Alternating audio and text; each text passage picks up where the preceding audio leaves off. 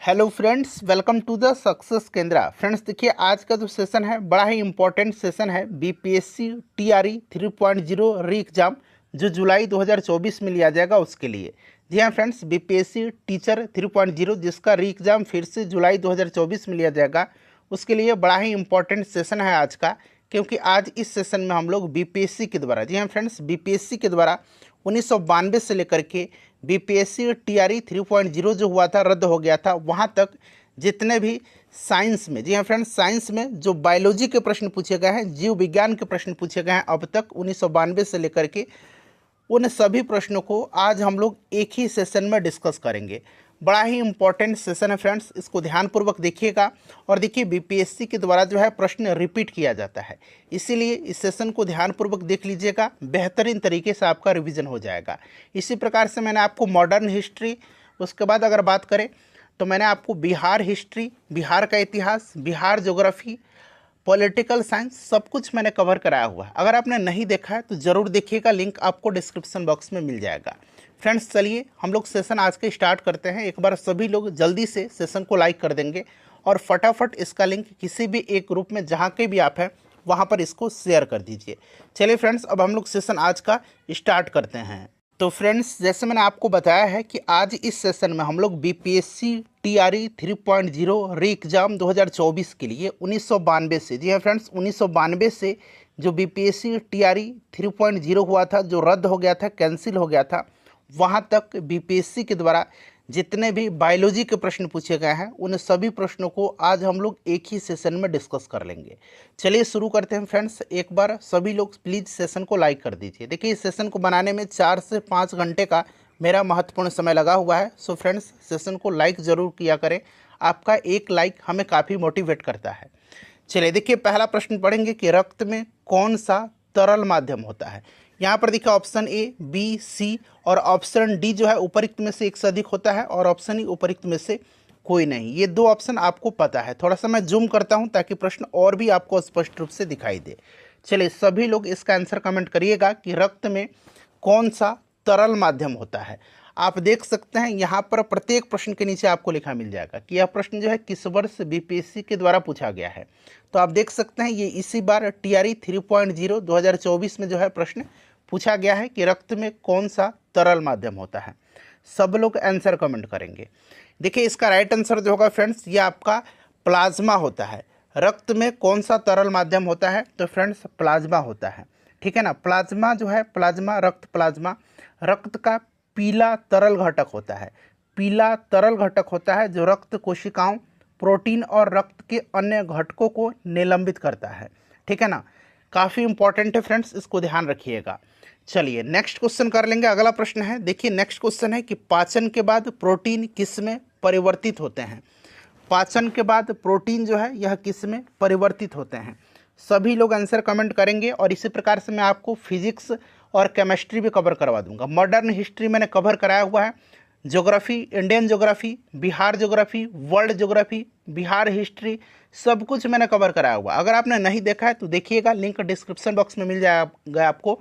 और मैंने प्लेलिस्ट भी बना दिया, चाहे तो चैनल पर चले जाइए और प्लेलिस्ट ओपन करके देख सकते हैं। ठीक है ना। देखिए, पाचन के बाद जो है प्रोटीन किस में परिवर्तित होता है, ये प्रश्न जो है टीआरई 3.0 2024 में पूछा गया है। और साथ ही साथ बीपीएससी असिस्टेंट का जो पेपर हुआ था 2019 में, हूबहू यही प्रश्न पूछा गया था। तो आप देख सकते हैं कि प्रश्न बीपीएससी रिपीट करता है। ठीक है ना।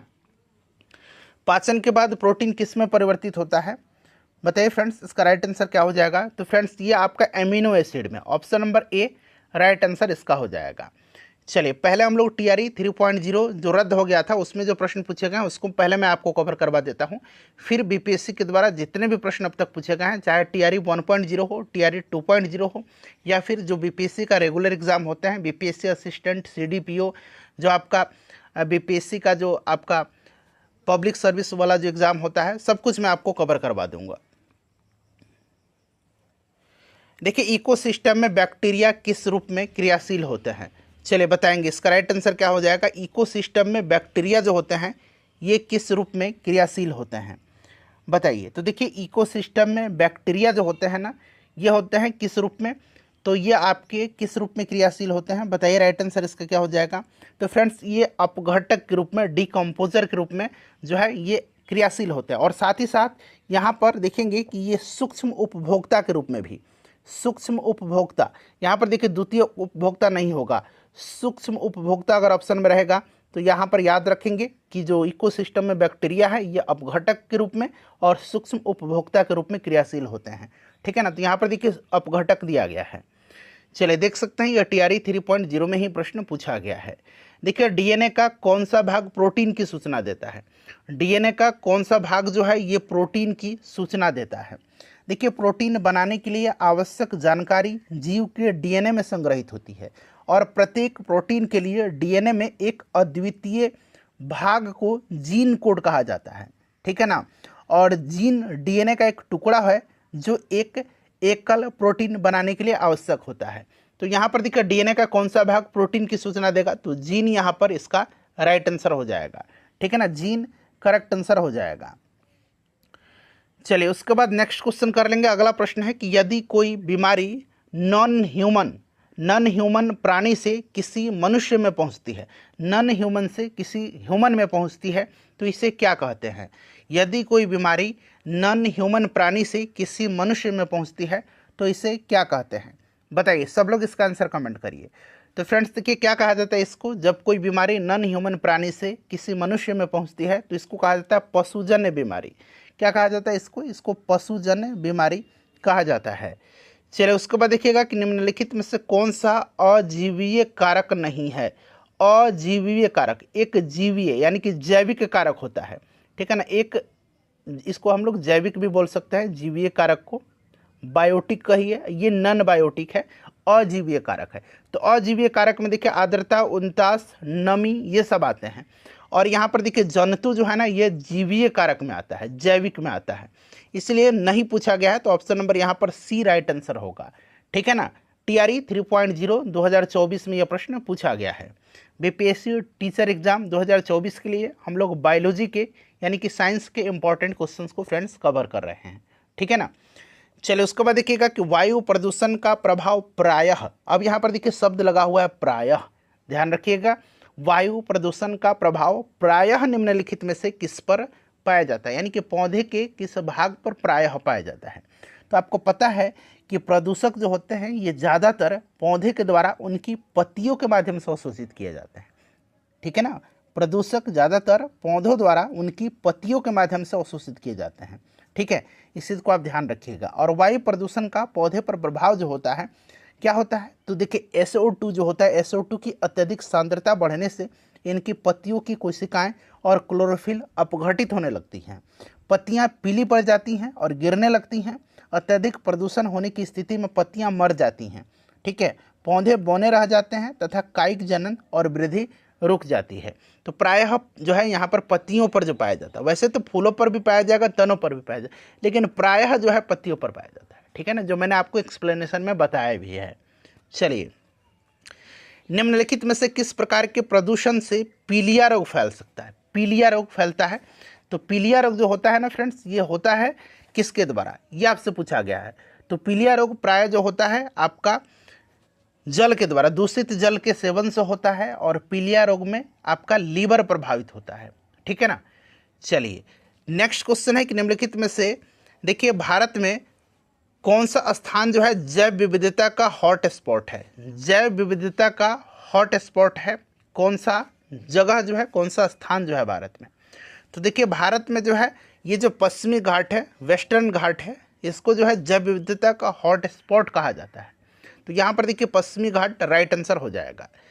चलिए फ्रेंड्स सेशन पसंद आ रहा है तो प्लीज़ एक बार लाइक कर दीजिए। देखिए हेपेटाइटिस ए किस प्रकार की बीमारी है, हेपेटाइटिस ए जो है किस प्रकार की बीमारी है, चलिए बताएंगे इसका राइट आंसर क्या होगा। देखिए हेपेटाइटिस ए जो होता है ये विषाणु से होने वाली बीमारी है, ये आपको पता है ना, वायरस से होने वाली बीमारी है, क्लियर, वायरस से होने वाली बीमारी है, इस चीज़ को आप ध्यान रखिएगा, काफ़ी इंपॉर्टेंट है। और यह एक बहुत संक्रामक रोग है, ठीक है, बहुत संक्रामक रोग है यह, क्लियर। और यहाँ पर देखिएगा यह आपका हेपेटाइटिस ए जो होता है ना, यह दूषित भोजन या दूषित पानी पीने या किसी संक्रमित व्यक्ति के निकट संपर्क में आने से फैलता है।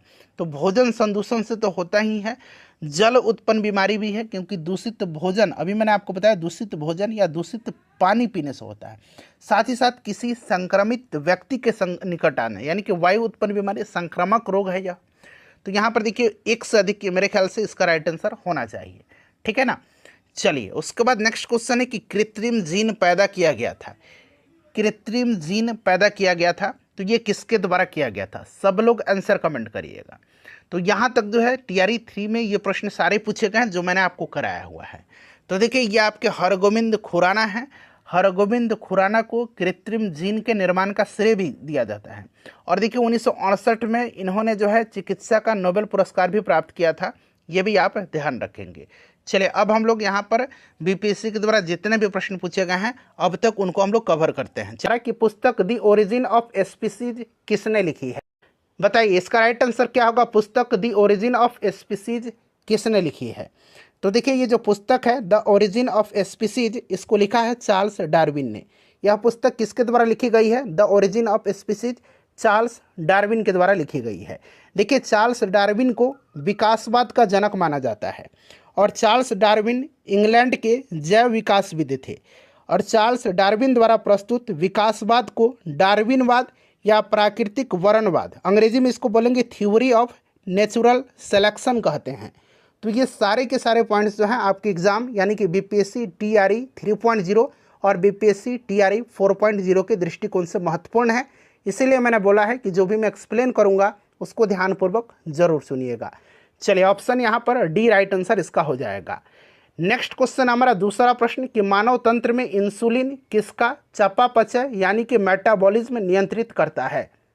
बताइए इसका राइट आंसर क्या होगा? मानव तंत्र में इंसुलिन किसका चयापचय यानी कि मेटाबॉलिज्म नियंत्रित करता है? देखिए इंसुलिन का उत्पादन कहाँ से होता है? तो इंसुलिन का उत्पादन अग्नाशय ग्रंथि से होता है, ठीक है ना। और यह हार्मोन भी है इंसुलिन और एक तरह का प्रोटीन भी है जो ग्लूकोज समस्थापन के नियमन में मुख्य भूमिका निभाता है। इंसुलिन लक्ष्य कोशिकाओं में ग्लूकोज से ग्लाइकोजन बनने की क्रिया को प्रेरित करता है। तो ग्लूकोज कार्बोहाइड्रेट का एक स्वरूप ही है, इसीलिए यहाँ पर option number B right answer हो जाएगा। इंसुलिन किसका चयापचय नियंत्रित करता है मानव तंत्र में? तो कार्बोहाइड्रेट का। चलिए फ्रेंड्स नेक्स्ट क्वेश्चन हमारा तीसरा प्रश्न कि निम्नलिखित में से एंटीबायोटिक इसमें से कौन सा है? इसमें से एंटीबायोटिक कौन सा है बताइए। देखिए फ्रेंड्स इसमें से जो है एंटीबायोटिक कौन सा है? तो देखिए पेनिसिलिन है और सल्फाडाइजिन है, ये दोनों एंटीबायोटिक हैं। और देखिए एंटीबायोटिक का उपयोग बैक्टीरिया जनित रोगों के उपचार के लिए किया जाता है। तो यहाँ पर देखिए ऑप्शन नंबर यहाँ पर ई राइट आंसर हो जाएगा, उपरोक्त में से एक से अधिक, ठीक है ना। चलिए उसके बाद नेक्स्ट क्वेश्चन हमारे कि निम्नलिखित में से कौन सा मुख्यतः कार्बोहाइड्रेट है? इसमें से मुख्यतः जो है कौन सा मुख्यतः कार्बोहाइड्रेट है? देखिए यहाँ पर मुख्यतः शब्द लगा हुआ है, इस चीज़ को आपको ध्यान रखना है। तो देखिए इन विकल्पों में से चावल जो है कार्बोहाइड्रेट का मुख्य स्रोत है। कार्बोहाइड्रेट का मुख्य स्रोत इसमें से चावल होगा, यहाँ पर मुख्यतः शब्द लगा हुआ है, इसीलिए यहाँ पर चावल राइट आंसर होगा इसका, ठीक है ना। चलिए उसके बाद नेक्स्ट क्वेश्चन है कीट संवर्धन क्या है? कीट संवर्धन क्या है बताइए, राइट आंसर इसका क्या होगा? कीट संवर्धन क्या है? तो देखिए कीट संवर्धन कीटों जैसे कि केंचुआ की वृद्धि करने का विज्ञान है, ठीक है ना। और केंचुआ को आपको पता है क्या कहा जाता है? कृषकों का मित्र, भूमि की आंत भी इसको कहा जाता है, ठीक है। केंचुआ खाद या वर्मी कंपोस्ट पोषक पदार्थों से भरपूर एक उत्तम जैव उर्वरक भी होता है, ठीक है ना। तो यहाँ पर इसका right answer option number A हो जाएगा, कीटों की वृद्धि करने का विज्ञान। चलिए उसके बाद नेक्स्ट क्वेश्चन कर लेंगे अगला प्रश्न कि जेनेटिक निम्न में से किसका अध्ययन है? जेनेटिक्स जो है निम्न में से किसका अध्ययन है? चलिए बताइए इसका राइट आंसर फ्रेंड्स क्या होगा? जेनेटिक्स किसका अध्ययन है? तो देखिए फ्रेंड्स जेनेटिक्स जीव विज्ञान की वह शाखा है जिसके अंतर्गत जीवधारियों के जीनों, आनुवांशिकता और विचरण का अध्ययन किया जाता है। तो यहाँ पर देखिए आनुवांशिकता और विचरण दिया गया है, ऑप्शन नंबर यहाँ पर इसका डी करेक्ट आंसर हो जाएगा। चलिए उसके बाद देखिएगा कि गर्भ में भ्रूण के विकास को जानने के लिए निम्नलिखित में से देखिए निम्नलिखित किरणों या तरंगों में से किसका उपयोग किया जाता है? गर्भ में भ्रूण के विकास को जानने के लिए निम्नलिखित किरणों तरंगों में से किसका उपयोग किया जाता है? बताइए इसका राइट आंसर फ्रेंड्स क्या होगा? सभी लोग इसका आंसर कमेंट करिएगा। तो यहाँ पर ध्यान दीजिएगा फ्रेंड्स, इसका जो करेक्ट आंसर होगा वो आपका गर्भ में भ्रूण के विकास को जानने के लिए अल्ट्रासाउंड तकनीक के तहत पराध्वनि तरंगों का यानी कि अल्ट्रासाउंड वेव्स का जो है उपयोग किया जाता है। ठीक है ना, तो यहाँ पर option number C right answer इसका हो जाएगा। नेक्स्ट क्वेश्चन है, और सेशन पसंद आ रहा है तो प्लीज़ इसको लाइक करिए, आपके एग्जाम तक कंटिन्यू ये सेशन चलेगा इसी तरह से। चलिए, निम्नलिखित में से कौन सा एक सच्चा फल नहीं है यानी कि ट्रू फ्रूट नहीं है इसमें से? देखिए, जब फल के निर्माण में अंडाशय के अलावा यानी कि ओवरी के अलावा कुछ अन्य भाग भी शामिल होते हैं तो ऐसे फल को फॉल्स फ्रूट यानी कि असत्य फल कहते हैं। जैसे कि उदाहरण के लिए सेब, काजू, नाशपाती, ये सब असत्य फल हैं। तो इसमें से कौन सा सच्चा फल नहीं है? तो सच्चा फल इसमें से आपका सेब ही तो सच्चा फल नहीं है, क्योंकि सेब असत्य फल है, ट्रू फॉल्स फ्रूट है। ठीक है ना, ये असत्य फल है, सच्चा फल नहीं है। चलिए, उसके बाद देखिएगा कि पाइन, फर, स्प्रूस, सेडार, लार्च और साइप्रस आदि मशहूर लकड़ी उत्पादक पौधे में से बहुत से भारत के पहाड़ी क्षेत्रों में भी पाए जाते हैं। ये सभी क्या कहलाते हैं? बताइए इसका राइट आंसर क्या होगा? तो देखिए, ये सभी क्या कहलाते हैं फ्रेंड्स? देखिए, पाइन, फर, स्प्रूस, सेडार, लार्च और साइप्रस, ये सभी जो हैं ये पर्वतीय वन के अंतर्गत पाए जाने वाले कोणधारी वृक्ष हैं और ये सभी जिम्नोस्पर्म कहलाते हैं, यानी कि अनावृत बीजी ये कहलाते हैं, अनावृत बीजी कहलाते हैं, अनावृत बीजी। ठीक है ना, option number B right answer हो जाएगा। और यहाँ पर देखिए आवर्त बीजी है, अंग्रेजी में इसको हम लोग एंजियोस्पर्म बोलेंगे। ये क्या होते हैं? तो जिन पौधे के बीज फलों के अंदर ढके होते हैं उनको हम लोग एंजियोस्पर्म यानी कि आवृत बीजी बोलते हैं।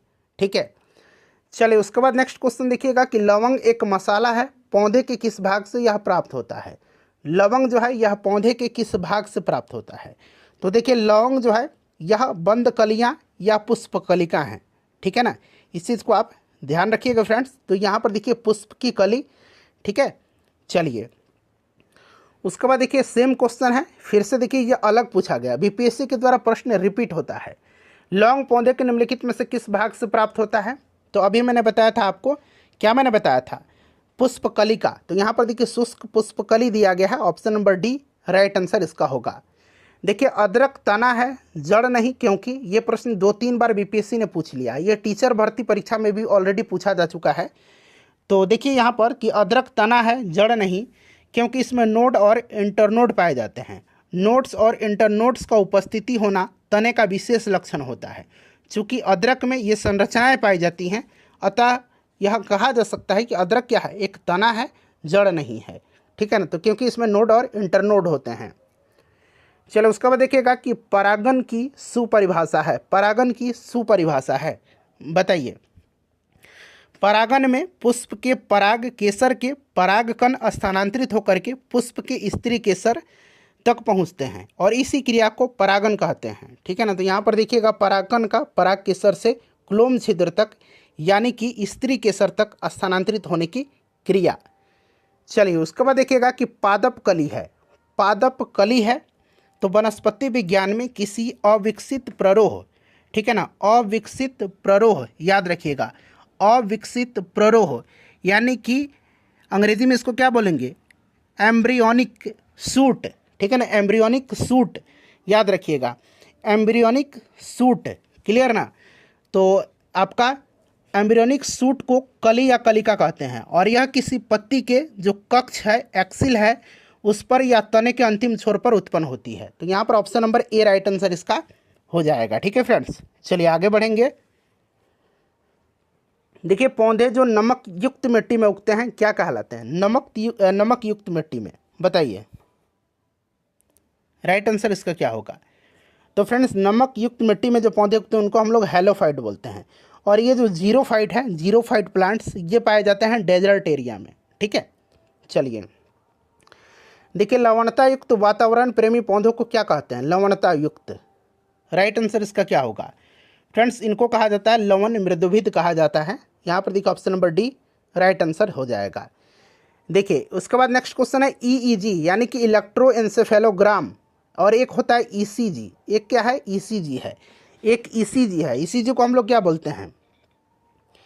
ईसीजी को बोलते हैं इलेक्ट्रोकार्डियोग्राम। और ये आपका ईईजी है। निम्न में से किसकी निगरानी के लिए उपयोग होता है? ईईजी है जो है तो मस्तिष्क के लिए, ठीक है ना, मस्तिष्क की विद्युतीय गतिविधि को मापने वाला यह यंत्र है। तो यहाँ पर देखिए मस्तिष्क राइट आंसर हो जाएगा और ईसी जो है ये आपका हृदय हो जाएगा। चलिए उसके बाद देखिएगा कि मांसपेशियों में दर्द के उपचार में उपयोग किया जाने वाला विकिरण कौन सा है? मांसपेशियों में दर्द के उपचार में उपयोग किया जाने वाला विकिरण कौन सा है? तो फ्रेंड्स यह विकिरण कौन सा है? तो यह विकिरण है आपका इंफ्रारेड। इंफ्रारेड रेडिएशन है, इंफ्रारेड है, ठीक है ना। इस चीज़ को आप याद रखिएगा। हिंदी में इसको हम लोग बोलेंगे अवरक्त, ठीक है ना, अवरक्त बोलेंगे। और देखिए फ्रेंड्स अगर हम बात करते हैं तो इसकी खोज का श्रेय इंफ्रारेड का किसको दिया जाता है? तो हर्शल को दिया जाता है, ठीक है ना। इस चीज़ को आप ध्यान रखिएगा, विलियम हर्शल को दिया जाता है। तो यहाँ पर देखिए आपका इंफ्रारेड हो जाएगा, option number A correct answer इसका हो जाएगा। चलिए उसके बाद देखिएगा कि जीवों में अत्यधिक विविधता का कारण क्या है? जीवों में अत्यधिक विविधता का कारण जो है ये क्या है? तो जीवों में अत्यधिक विविधता का कारण जो है ये आपका उत्परिवर्तन है। उत्परिवर्तन होता है। तो यहाँ पर option number C correct answer हो जाएगा। देखिए मेंडल के आनुवंशिकता का सिद्धांत किस पर आधारित है? बताइए। तो देखिए मेंडल का जो आनुवंशिकता का सिद्धांत है यह किस पर आधारित है? तो फ्रेंड्स यह लैंगिक जनन पर आधारित है। लैंगिक जनन यहाँ पर राइट आंसर हो जाएगा। आनुवंशिकता का जनक किसको कहा जाता है? ग्रेगर जॉन मेंडल को कहा जाता है। इसे भी आप ध्यान रखिएगा। देखिए डीएनए की खोज किसने किया था? डीएनए की खोज किसने किया था? बताइए राइट आंसर इसका क्या हो जाएगा? डीएनए की खोज जो है किसने किया था? तो देखिए डीएनए की पहचान जो है सर्वप्रथम किया था फ्रेडरिक मिस्सर ने। डीएनए की खोज किया था फ्रेडरिक मिस्सर ने। ऑप्शन में देखिए फ्रेडरिक मिस्सर कहीं भी नहीं दिया गया है, इसलिए ऑप्शन नंबर ई राइट आंसर हो जाएगा। उपयुक्त में से कोई नहीं। डीएनए की खोज किसने किया था? फ्रेडरिक मिस्सर ने किया था, ठीक है ना फ्रेंड्स। इस चीज़ को आप ध्यान रखिएगा। देखिए जेम्स वाटसन और फ्रांसिस क्रिक आप लोग बोलेंगे तो देखिए इन्होंने जो है क्या किया था? तो इन्होंने डीएनए का कुंडलीकार विन्यास प्रस्तुत किया था। खोज किया था फ्रेडरिक मिस्सर ने। तो ऑप्शन ई राइट आंसर होगा। उपयुक्त में से कोई नहीं। चलो उसके बाद देखिएगा कि जीव कोशिकाओं में आनुवांशिक लक्षणों के नियंत्रण में निम्नलिखित में से कौन सा उत्तरदायी है? जीव कोशिकाओं में आनुवांशिक लक्षणों के नियंत्रण में निम्नलिखित में से कौन सा उत्तरदायी है? तो देखिए ये जो उत्तरदायी है फ्रेंड्स ये आपका डीएनए होता है। क्या होता है? डीएनए होता है, ठीक है ना। चलिए उसके बाद देखिए एक पीढ़ी से दूसरी पीढ़ी में वंशागति के अध्ययन को कहते हैं। एक पीढ़ी से दूसरी पीढ़ी में वंशागति के अध्ययन को क्या कहते हैं?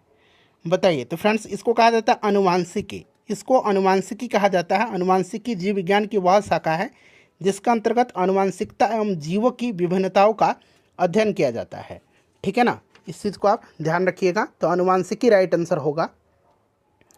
देखिए यकृत एवं मांसपेशियों में ऊर्जा जमा होती है। यकृत और मांसपेशियों में ऊर्जा जो है ये किसके रूप में जमा होती है? बताइए। तो फ्रेंड्स ये ग्लाइकोजन के रूप में जमा होती है। किसके रूप में? ग्लाइकोजन के रूप में ये जमा होते हैं, ठीक है। चलिए बहुत इंपॉर्टेंट क्वेश्चन है। निम्न में से कौन सा कोशिका घटक कोशिका में दाखिल होने वाले जीवाणुओं को नष्ट करता है? बताइए करेक्ट आंसर इसका क्या हो जाएगा? निम्न में से कौन सा कोशिका घटक कोशिका में दाखिल होने वाले जीवाणुओं को नष्ट करता है? तो फ्रेंड्स ये लाइजोजोम करता है। लाइजोजोम करता है, ठीक है ना। लाइजोजोम की खोज डी ड्यूबे ने किया था और यह झिल्ली से घिरी एक संरचना होती है जिसमें पाचक एंजाइम पाए जाते हैं और इसमें जीवाणु तथा विषाणु प्रवेश करते ही नष्ट हो जाते हैं। इसे आत्मघाती थैली भी कहा जाता है कोशिका का, ठीक है ना। कोशिका का क्या कहा जाता है? आत्महत्या की थैली भी इसको कहा जाता है। अच्छा राइबोसोम को प्रोटीन फैक्ट्री कहा जाता है। माइटोकॉन्ड्रिया को कोशिका का पावर हाउस कहा जाता है। चलिए उसके बाद देखिएगा कि शरीर में लौह की कमी होने से क्या होता है? लोहे की कमी से कौन सा रोग होगा? ये आपको भी पता है फ्रेंड्स। यह आपका होता है एनीमिया यानी कि रक्त अल्पता, ठीक है ना। एनीमिया होगा, रक्त अल्पता होगा। क्लियर। चलिए मानव शरीर का सामान्य तापमान होता है। मानव शरीर का सामान्य तापमान जो होता है अगर हम आपका सेंटीग्रेड में बात करते हैं तो लगभग 37 डिग्री सेंटीग्रेड होता है और फ़ारेनहाइट पर 98.6 डिग्री फ़ारेनहाइट लगभग होगा, ठीक है। चलिए इनमें से कौन सी ग्रंथि को मानव शरीर की तीसरी आँख कहा जाता है? मानव शरीर की तीसरी आंख किसको कहा जाता है? तो फ्रेंड्स देखिए, ये कहा जाता है पीनियल ग्लैंड को। पीनियल ग्रंथि को कहा जाता है मानव शरीर के मस्तिष्क में स्थित अत्यंत छोटी ग्रंथि है पीनियल ग्लैंड, ठीक है। और इसी को तीसरा आंख कहा जाता है। यह एक अंतःस्रावी ग्रंथि है, ठीक है ना, यानी कि इंडोक्राइन ग्लैंड है, जो मस्तिष्क के केंद्र के निकट एपिथैलेमस में यह अवस्थित होती है। और इसके अन्य नाम भी हैं, जैसे कि कोनेरियम और एपीफाइसिस भी इसको कहा जाता है। यह मेलाटोनिन नामक हार्मोन स्रावित करता है, जो कि शरीर की जैविक घड़ी के विनियमन में मुख्य भूमिका निभाता है। क्लियर? और यह जो आपका पीनियल ग्लैंड है, यह मानव शरीर की सबसे छोटी अंतःस्रावी ग्रंथि है। तो इतने सारे पॉइंट्स मैंने आपको बताया है। पिट्यूटरी को कहा जाता है मास्टर ग्रंथि, ठीक है ना, इसको भी मास्टर ग्रंथि के नाम से जाना जाता है, ये भी आप ध्यान रखिएगा। देखिए, कंकाल के वे हिस्से जो हड्डियों की तरह सख्त नहीं होते हैं और मोड़े जा सकते हैं, वे क्या हैं? बताइए, राइट आंसर इसका क्या हो जाएगा? इसका करेक्ट आंसर फ्रेंड्स क्या होगा? आंसर कमेंट करिए सभी लोग। तो फ्रेंड्स, इनको हम लोग बोलेंगे उपास्थि। हिंदी में इसको हम क्या बोलते हैं? इसको हम लोग उपास्थि बोलते हैं। अंग्रेजी में इसको हम लोग कार्टिलेज बोलेंगे, ठीक है ना। चलिए, अस्थि, उपास्थि और जो ब्लड होता है, ये संयोजी ऊतक के उदाहरण होते हैं।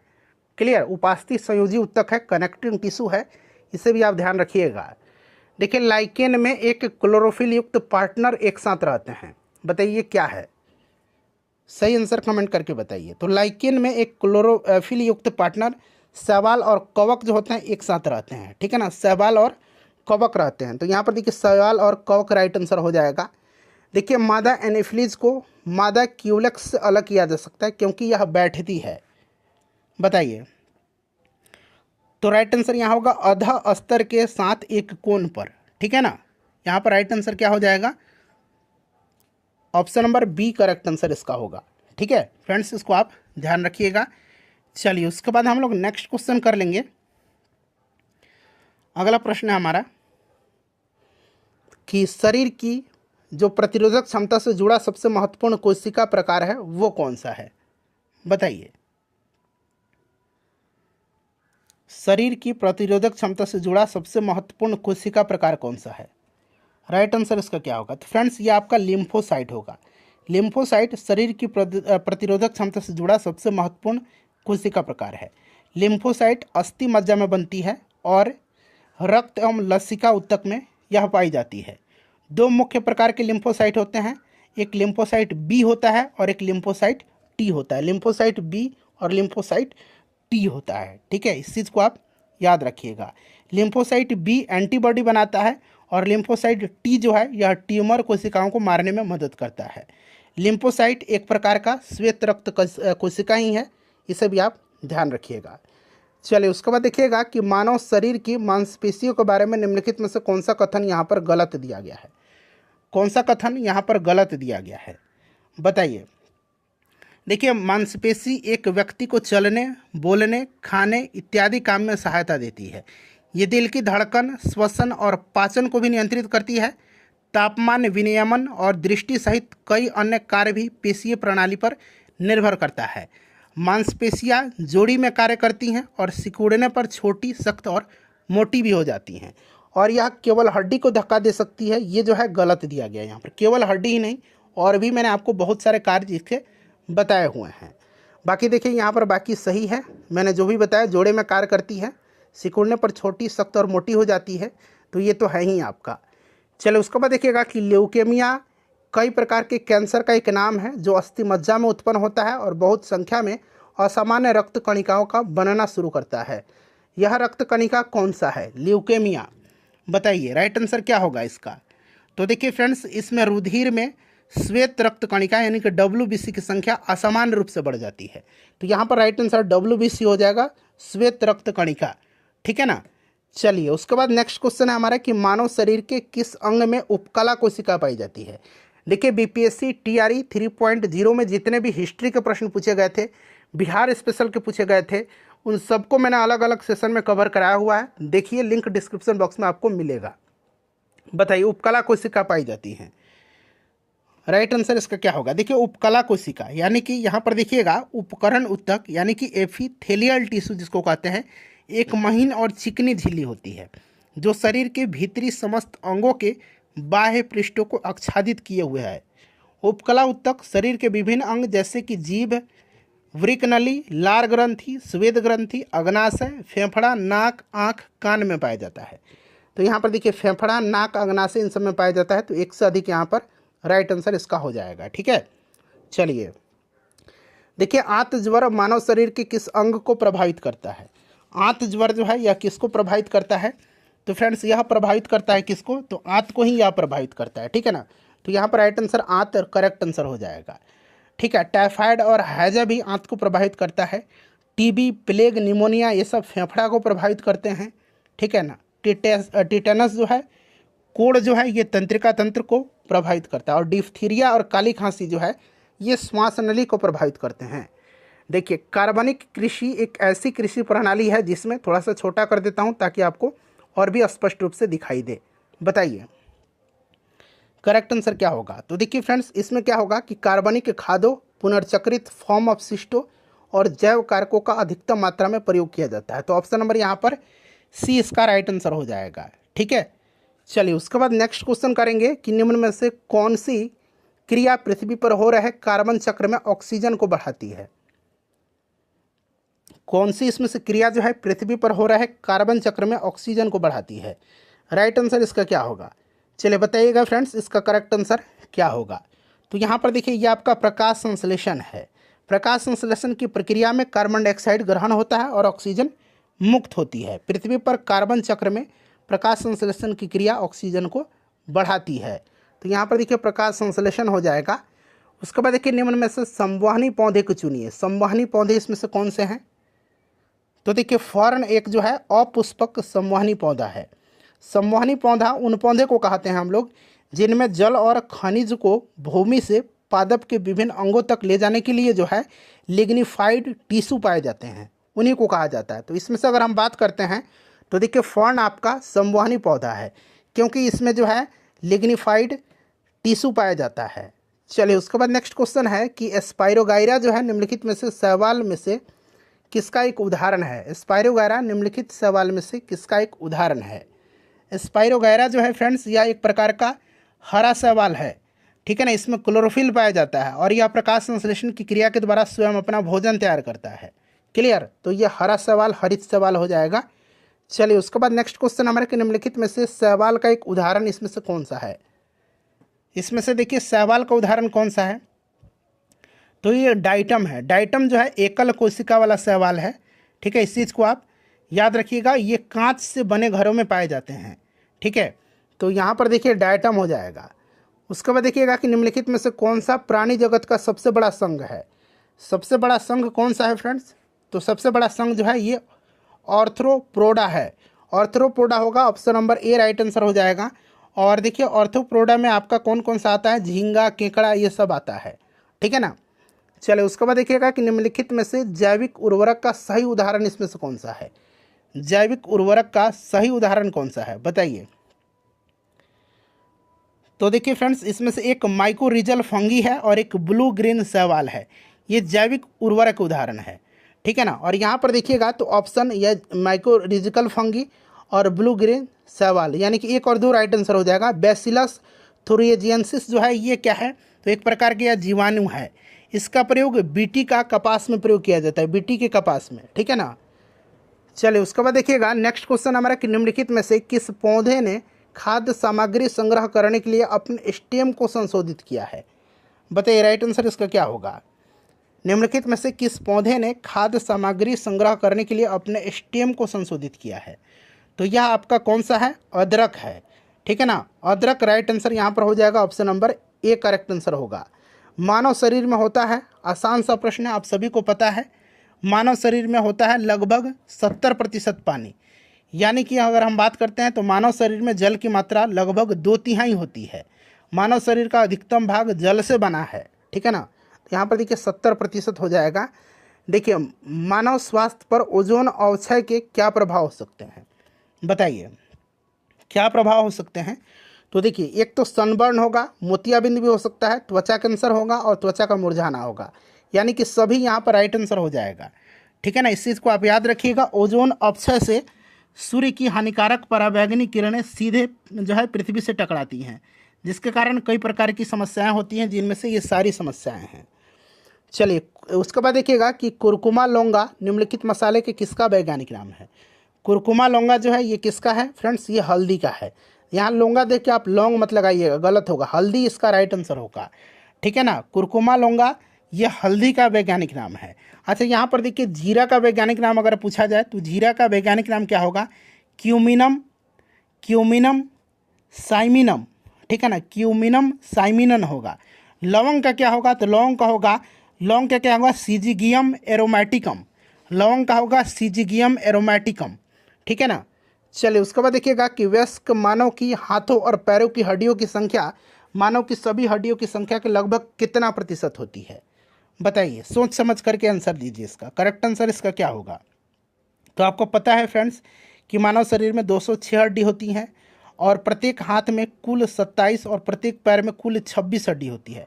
इस प्रकार हाथों और पैरों की हड्डी की कुल संख्या 106 होती है, जो कि सभी हड्डियों का लगभग 50% है, क्योंकि 206 का, तो यहाँ पर 50% लगभग में पूछा जा रहा है। पेलाग्रा निम्नलिखित में से किस विटामिन की कमी के कारण होता है। पेलाग्रा जो होता है यह किसके कारण होता है, विटामिन B3 की कमी से होता है, ठीक है ना। पेलाग्रा रोग में क्या होता है, दस्त होता है, त्वचा रोग, भ्रम होने की स्थिति, ये सब होता है, क्लियर। तो यहाँ पर राइट आंसर आपका हो जाएगा विटामिन B3। विटामिन ए की कमी से कौन सा रोग होता है, रतौंधी होता है, जीरोप्लेथैलेमिया होता है।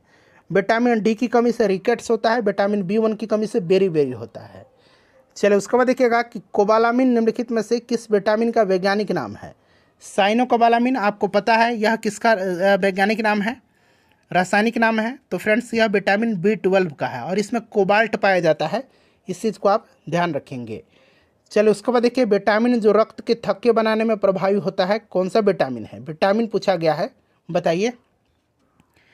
तो फ्रेंड्स ये विटामिन के है। विटामिन के की कमी से क्या होता है, शरीर में खून का थक्का जो है धीरे धीरे बनने की बीमारी होती है। तो ये आपका विटामिन के यहाँ पर राइट आंसर होगा। चलिए, उसके बाद देखिए निम्नलिखित में से कौन सा विटामिन प्रतिस्कंदक विषों के प्रतिविष प्रतिकारक के रूप में प्रयोग किया जाता है, बताइए, राइट आंसर इसका क्या होगा। तो फ्रेंड्स इसका भी करेक्ट आंसर आपका विटामिन के ही होगा, option number D right answer इसका होगा। चलिए, निम्नलिखित में से किस विटामिन को ऑर्गो कैल्सीफेरॉल कहते हैं। फ्रेंड्स 200 से अधिक प्रश्न है, लगभग 250 प्रश्न है, इसलिए सेशन हम लोग थोड़ा जल्दी कवर करेंगे, अन्यथा सेशन बहुत ही लंबा हो जाएगा। बताइए कौन सा विटामिन जो है इसमें से ऑर्गो कैल्सीफेरॉल कहलाता है, बताइए, राइट आंसर इसका क्या होगा। तो देखिए यहाँ पर ऑर्गो कैल्सीफेरॉल कहा जाता है विटामिन D2 को कहा जाता है। किसको कहा जाता है, विटामिन D2 को कहा जाता है ऑर्गो कैल्सीफेरॉल, ठीक है। ऑर्गो कैल्सीफेरॉल विटामिन D2 को कहा जाता है।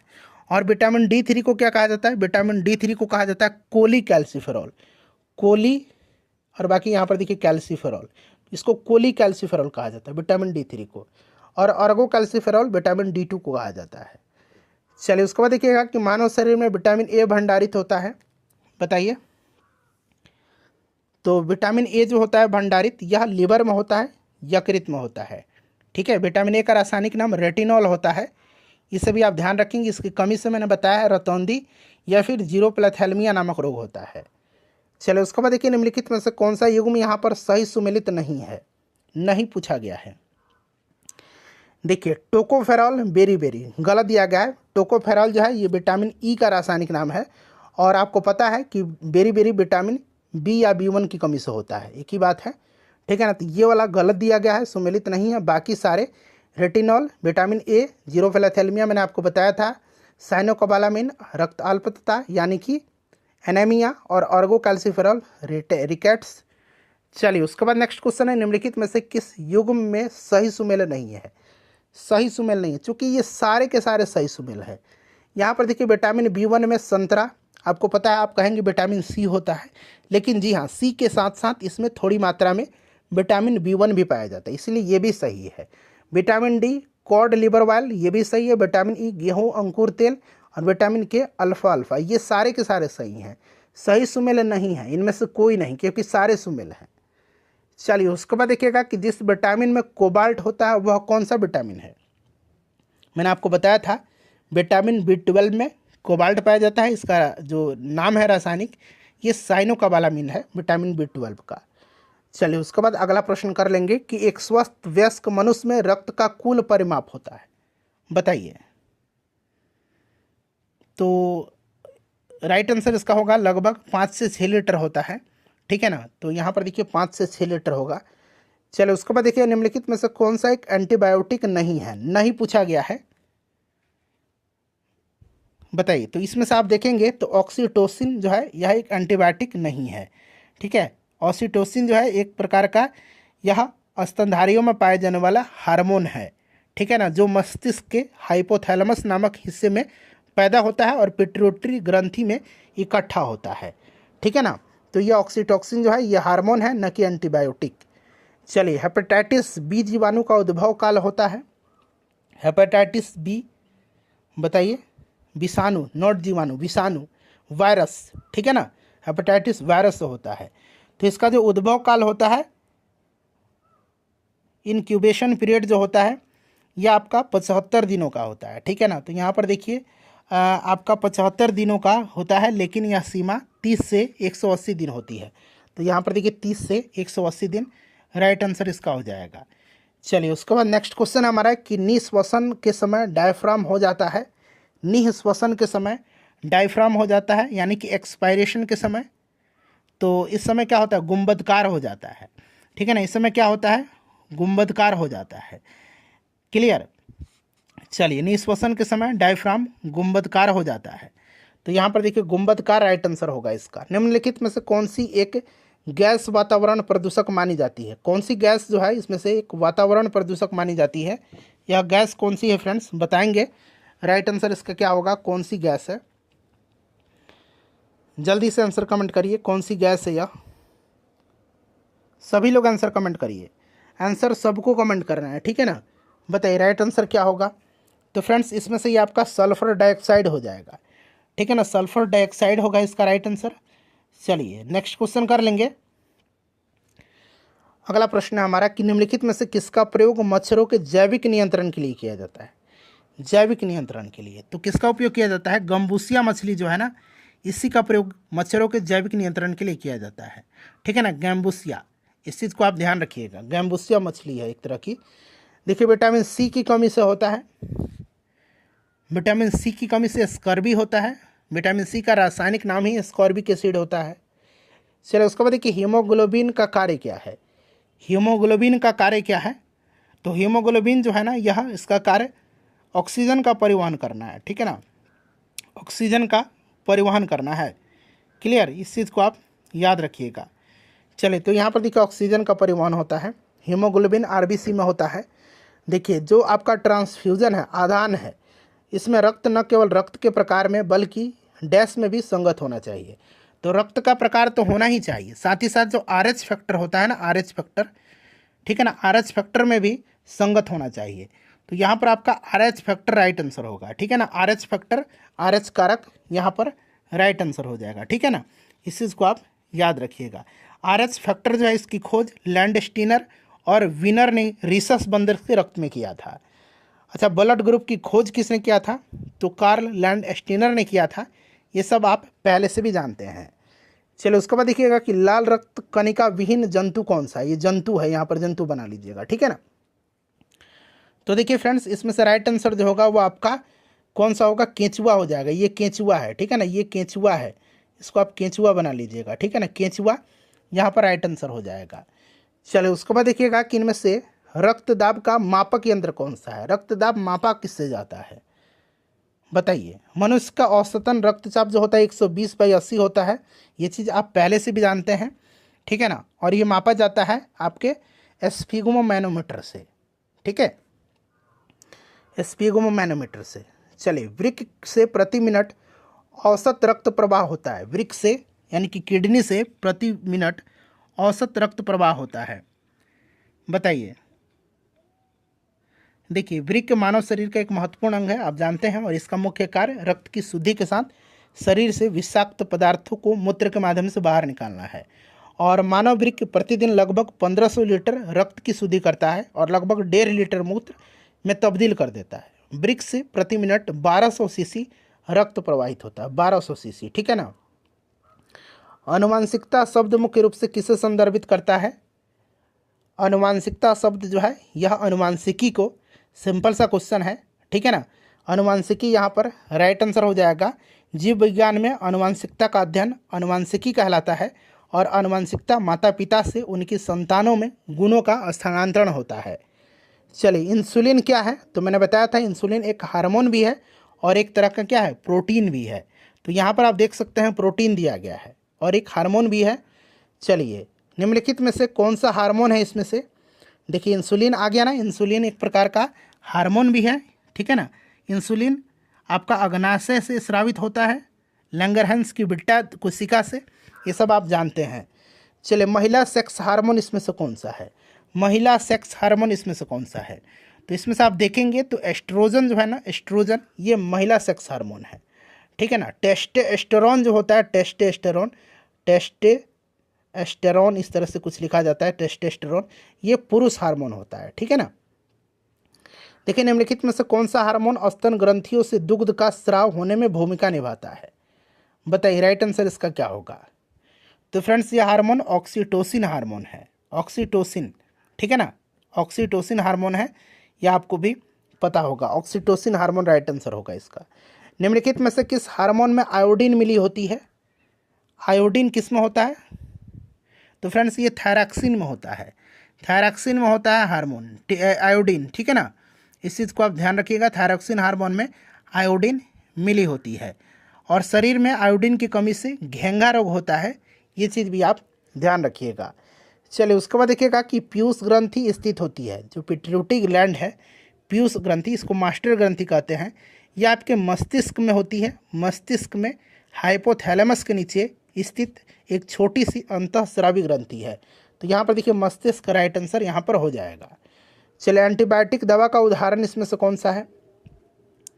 सिंपल सा क्वेश्चन है, पेनिसिलिन है इसमें से, ठीक है ना। पेनिसिलिन राइट आंसर हो जाएगा, क्लियर। चलिए, उसके बाद देखिएगा कि अच्छा, पेनिसिलिन की खोज किसने किया था? ज़रा आप मुझे कमेंट करके बताइए। तो देखिए, चिकित्सा स्थितियों का निदान करने के लिए MRI, यहाँ पर देखिए MRI तकनीक का उपयोग किया जाता है। MRI में किसका उपयोग नहीं होता है? बताइए। मैग्नेटिक रेजोनेंस इमेजिंग इसको बोलेंगे, फुल फॉर्म होता है, और इसमें किसका प्रयोग नहीं होता है? बताइए। MRI के द्वारा शरीर के अंगों का चित्र तैयार करने के लिए प्रबल चुंबकीय क्षेत्र तथा रेडियो तरंगों का प्रयोग किया जाता है, ठीक है ना। इसमें चुंबकीय अनुनाद यानी कि जो टोमोग्राफी है, MRT भी कहते हैं इसको, चुंबकीय अनुनाद टोमोग्राफी, MRT भी कहते हैं, ठीक है ना फ्रेंड्स। और एक्सरे और गामा किरण दोनों ही उच्च आवृत्ति के आयनकारी विकिरण, जो आयनाइजिंग रेडिएशन है, जिसका अर्थ है कि इन दोनों में किसी परमाणु या अणु से इलेक्ट्रॉन को मुक्त करने हेतु पर्याप्त ऊर्जा होती है, तो इनका उपयोग किया जाता है। इसीलिए यहाँ पर ऑप्शन ई राइट आंसर होगा, एक से अधिक। चलिए, उसके बाद देखिएगा कि अंगोरा ऊन किससे निकाला जाता है? चलिए, इसका आंसर आप लोग मुझे कमेंट करके बताइए। इसका आंसर आप लोग मुझे कमेंट करके बताइए कि अंगोरा ऊन किससे निकाला जाता है। चलिए, उसके बाद नेक्स्ट क्वेश्चन है कि पौधे अपना पोषक तत्व मुख्यतः किससे प्राप्त करते हैं? पौधे अपना पोषक तत्व जो है मुख्यतः प्राप्त किससे करते हैं? तो ये मिट्टी से करते हैं, मृदा से करते हैं, ठीक है ना। मृदा से जो आपका मिनरल न्यूट्रिशन है, पोषक तत्व जो होता है, ये आपका मिट्टी से करते हैं। प्रकाश संश्लेषण होता है, प्रकाश संश्लेषण होता है, बताइए। तो फ्रेंड्स, ये क्लोरोप्लास्ट में होता है, सिंपल सा क्वेश्चन है। कहाँ पर होता है? क्लोरोप्लास्ट में होता है, ठीक है। और क्लोरोप्लास्ट में हरे रंग का जो वर्णक होता है, क्लोरोफिल, ये पाया जाता है। चलिए, प्रकाश संश्लेषण का उप उत्पाद क्या है, यानी कि बाई प्रोडक्ट इसका क्या है? बताइए। इसका उप उत्पाद जो है यहाँ क्या है? ऑक्सीजन है, इस चीज़ को आप ध्यान रखिएगा, ऑक्सीजन होगा। चलिए, सौर ऊर्जा ATI में बदलती है, बताइए। राइट आंसर इसका क्या होगा? करेक्ट आंसर इसका बताइए। ATP में बदलती है, ये P बना लीजिए, I नहीं P होगा, ATP में बदलती है। तो सौर ऊर्जा जो है क्लोरोप्लास्ट में ATP में बदलती है, ठीक है ना। इस चीज़ को आप याद रखिएगा, क्लोरोप्लास्ट होगा। चलिए, कोशिका का शक्ति स्रोत यानी कि पावर हाउस कह सकते हैं, मैंने बताया था पावर हाउस कहा जाता है किसको? माइटोकॉन्ड्रिया को, ठीक है ना। तो माइटोकॉन्ड्रिया होगा। राइबोसोम को प्रोटीन फैक्ट्री कहते हैं। चलिए, भ्रूण किस में मिलता है? भ्रूण किस में मिलता है? भ्रूण मिलता है किस में? बीज में। और अंकुरण प्रक्रिया के फलस्वरूप भ्रूण बीज से बाहर आता है, तो यहाँ बीज राइट आंसर होगा। निम्नलिखित में से कौन प्रतिजैविक औषधि है, एंटीबायोटिक है, बताइए। तो इसमें से देखिएगा, इसमें से राइट आंसर आपका क्या हो जाएगा, तो ऑप्शन ई होगा। क्यों इसमें से होगा ऑप्शन ई, तो देखिए सल्फागुआडिन जो है यह भी एक प्रकार का एंटीबायोटिक है, और क्लोरैम्फेनिकोल जो है यह भी एक प्रकार का ये आपका एंटीबायोटिक है। तो इस तरह से एक से अधिक यहाँ पर राइट आंसर इसका होगा, ठीक है ना। चलिए उसके बाद देखिएगा कि टाइफाइड और कॉलरा विशिष्ट उदाहरण है। टाइफाइड और कॉलरा जो होते हैं ये जल जनित रोग हैं। तो यहाँ पर देखिए जल जन रोग राइट आंसर होगा इसका। देखिए मनुष्य में अल्फा टॉक्सिन खाद्य विषाक्तन द्वारा सामान्यतः कौन सा अंग प्रभावित होता है। अल्फा टॉक्सिन खाद्य विषाक्तन के द्वारा मुख्य रूप से लीवर प्रभावित होता है। लीवर यहाँ पर राइट आंसर हो जाएगा, इस चीज़ को आप ध्यान रखिएगा। लीवर करेक्ट आंसर यकृत होगा। मनुष्य के शरीर में किस अंग में लिम्फोसाइट्स का निर्माण होता है। तो मैंने आपको बताया था कि लिम्फोसाइट जो है इसका निर्माण कहाँ पर होता है। तो फ्रेंड्स बोन मैरो में होता है, अस्थि मज्जा में होता है, ठीक है ना। अस्थि मज्जा यहाँ पर देखिए अस्थि मज्जा भी दिया गया है। साथ ही साथ देखिए प्लीहा में स्प्लीन में भी होता है, स्प्लीन में भी होता है, थाइमस ग्रंथि में भी होता है। तो स्प्लीन भी यहाँ पर दिया गया है। तो एक से अधिक यहाँ पर राइट आंसर होगा इसका। ओंकोजीन संबंधित है, तो एक तरह का कैंसर रोग है। तो यहाँ पर देखिए कर्क रोग से राइट आंसर हो जाएगा ओंकोजीन, ठीक है। चलिए उसके बाद नेक्स्ट क्वेश्चन हम लोग कर लेंगे कि एंजाइम लाइपेज का स्रोत क्या है। एंजाइम लाइपेज का स्रोत क्या है, तो ये आपका हो जाएगा अग्नाशय, ठीक है ना। अग्नाशय राइट आंसर हो जाएगा। अग्नाशय यहाँ पर करेक्ट आंसर हो जाएगा, ठीक है ना, लाइपेज का। उसके बाद देखिए निम्नलिखित में से कौन रक्त के संचलन में मदद करता है। रक्त के संचलन में मदद कौन करता है, तो फ्रेंड्स ये लाल रक्त कणिका करता है, जिसको कि हम लोग एरिथ्रोसाइट्स भी बोलते हैं। आरबीसी को एरिथ्रोसाइट्स भी बोला जाता है। इस चीज़ को आप जरूर ध्यान रखिएगा, ठीक है ना। चलिए उसके बाद नेक्स्ट क्वेश्चन है, निम्नलिखित में से कौन सा क्लोरोफिल का घटक नहीं है। क्लोरोफिल का घटक इसमें से कौन सा नहीं है। तो देखिए क्लोरोफिल की अगर हम बात करते हैं तो पर्णहरित या क्लोरोफिल एक प्रोटीन युक्त जटिल रासायनिक यौगिक होता है। यह वर्णक पत्तों में हरे रंग का कारण होता है। मैग्नीशियम क्लोरोफिल का प्रमुख तत्व है, और मैग्नीशियम के अलावा क्लोरोफिल में कार्बन, हाइड्रोजन, नाइट्रोजन, ऑक्सीजन भी उपस्थित होता है। कैल्शियम इसमें नहीं होगा। चलिए उसके बाद देखिए बीसीजी का जो टीका है वैक्सीन, इसका इस्तेमाल किसकी रोकथाम में किया जाता है। बीसीजी का टीका का इस्तेमाल बैसिलस कालमेट ग्यूरिन, जिसको बोलते हैं बीसीजी, बैसिलस कालमेट ग्यूरिन, इसका इस्तेमाल जो है क्षय रोग में किया जाता है, यानी कि टीबी में, ठीक है। चलिए उसके बाद देखिएगा कि ल्यूकेमिया, जिसको कि रक्त कैंसर बोलते हैं, इसकी रोकथाम में प्रयोग किया जाने वाला रेडियो समस्थानिक कौन सा है। ल्यूकेमिया में, रक्त कैंसर में, तो देखिए रक्त कैंसर में कोबाल्ट 16 का भी प्रयोग किया जाता है, और फास्फोरस P32 का भी प्रयोग किया जाता है। तो एक से अधिक यहाँ पर राइट आंसर होना चाहिए। बहुत लोग कहेंगे कि कोबाल्ट होगा, बहुत लोग कहेंगे कि P32 होगा, दोनों होगा। चलिए थोड़ा सा डीप गहन अध्ययन करिए। तीव्रता एवं प्रत्युक्तता के आधार पर जो है देखिए निम्नलिखित में से कौन सा कर्क रोग उत्पन्न कर सकता है और उसके उपचार भी करता है।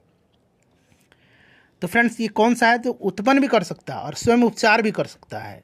तो ये आपका आयनीय विकिरण है। आयनीय विकिरण यहाँ पर राइट आंसर होगा, ठीक है ना। आयनीय विकिरण करेक्ट आंसर होगा। चलिए उसके बाद देखिएगा कि सहज प्रणाली का परिवर्धन निम्नलिखित में से कौन सा है। सहज प्रणाली का परिवर्धन जो है इसमें से कौन सा है, बताइए। सहज प्रणाली मुख्य तंत्रिका प्रणाली का एक भाग है, और यह सहज कार्यों को नियंत्रित करती है। इसीलिए सहज प्रणाली के विकास को प्रणाली की स्वपोषी प्रक्रिया के रूप में परिभाषित किया जा सकता है। तो यहाँ पर देखिए प्रणाली की स्वपोषी क्रिया। शरीर का तापक्रम नियंत्रित करता है।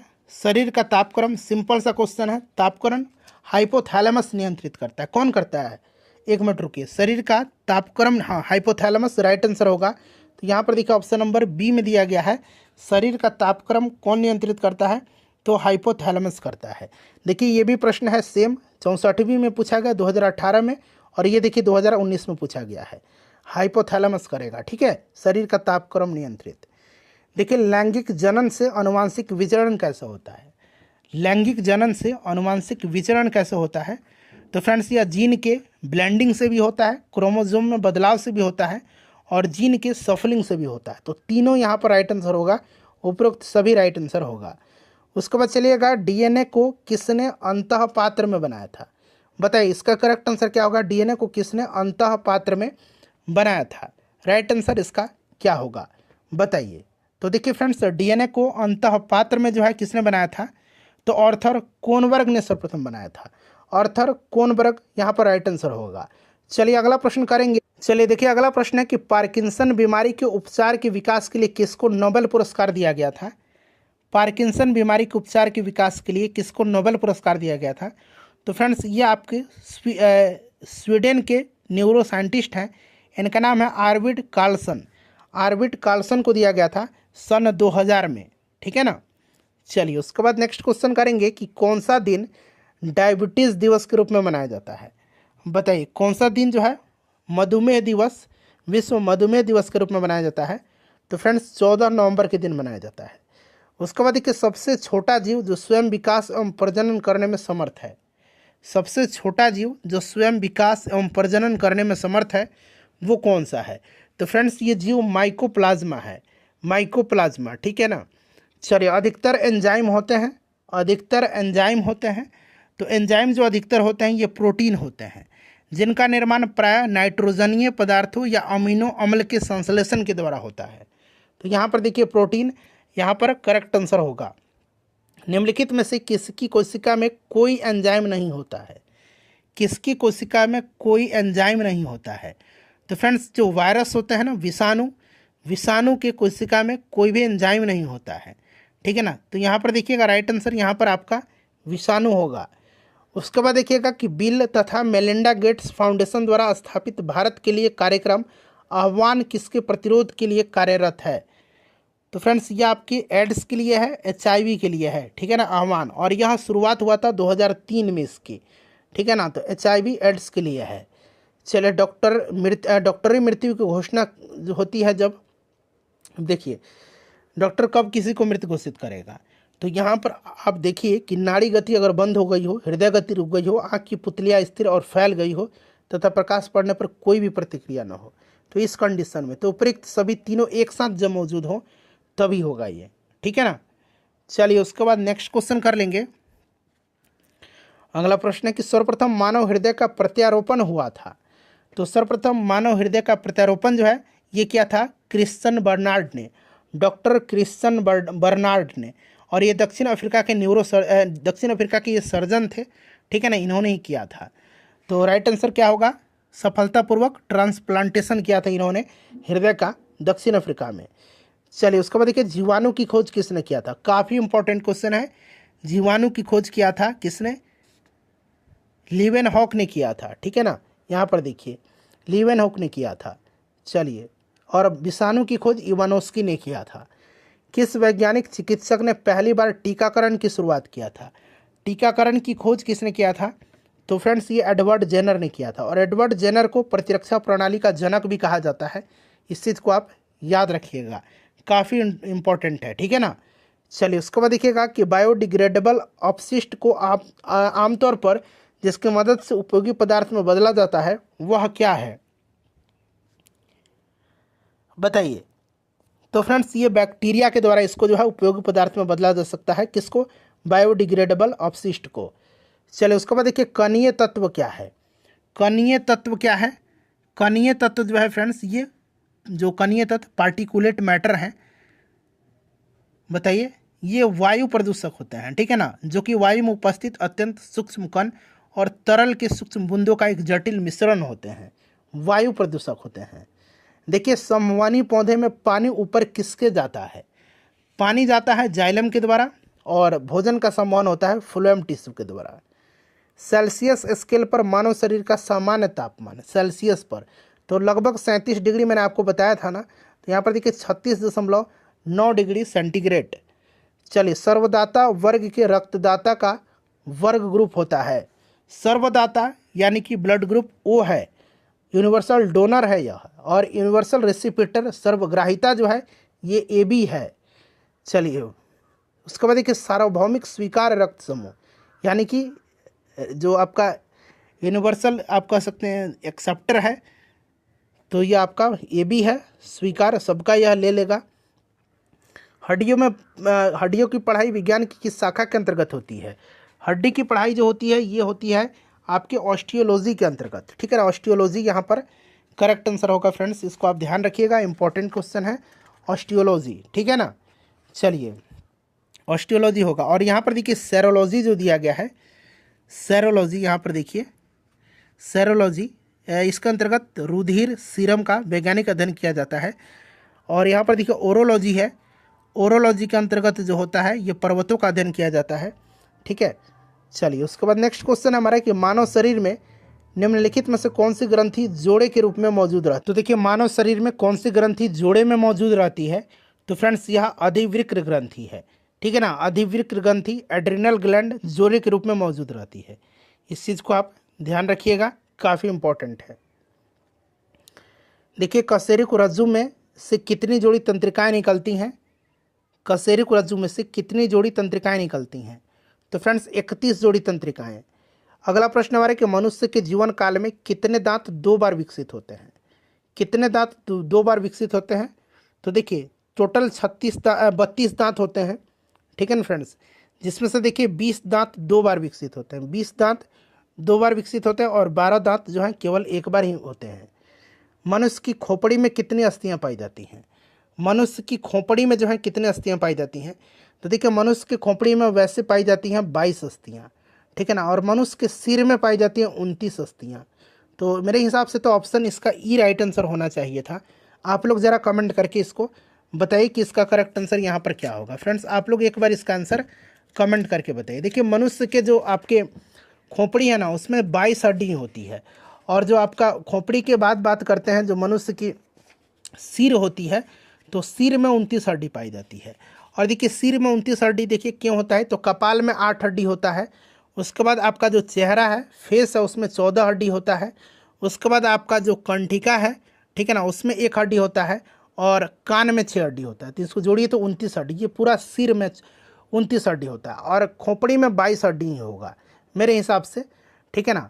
चलिए उसके बाद देखिए मनुष्य के शरीर में पैर की हड्डी होती है।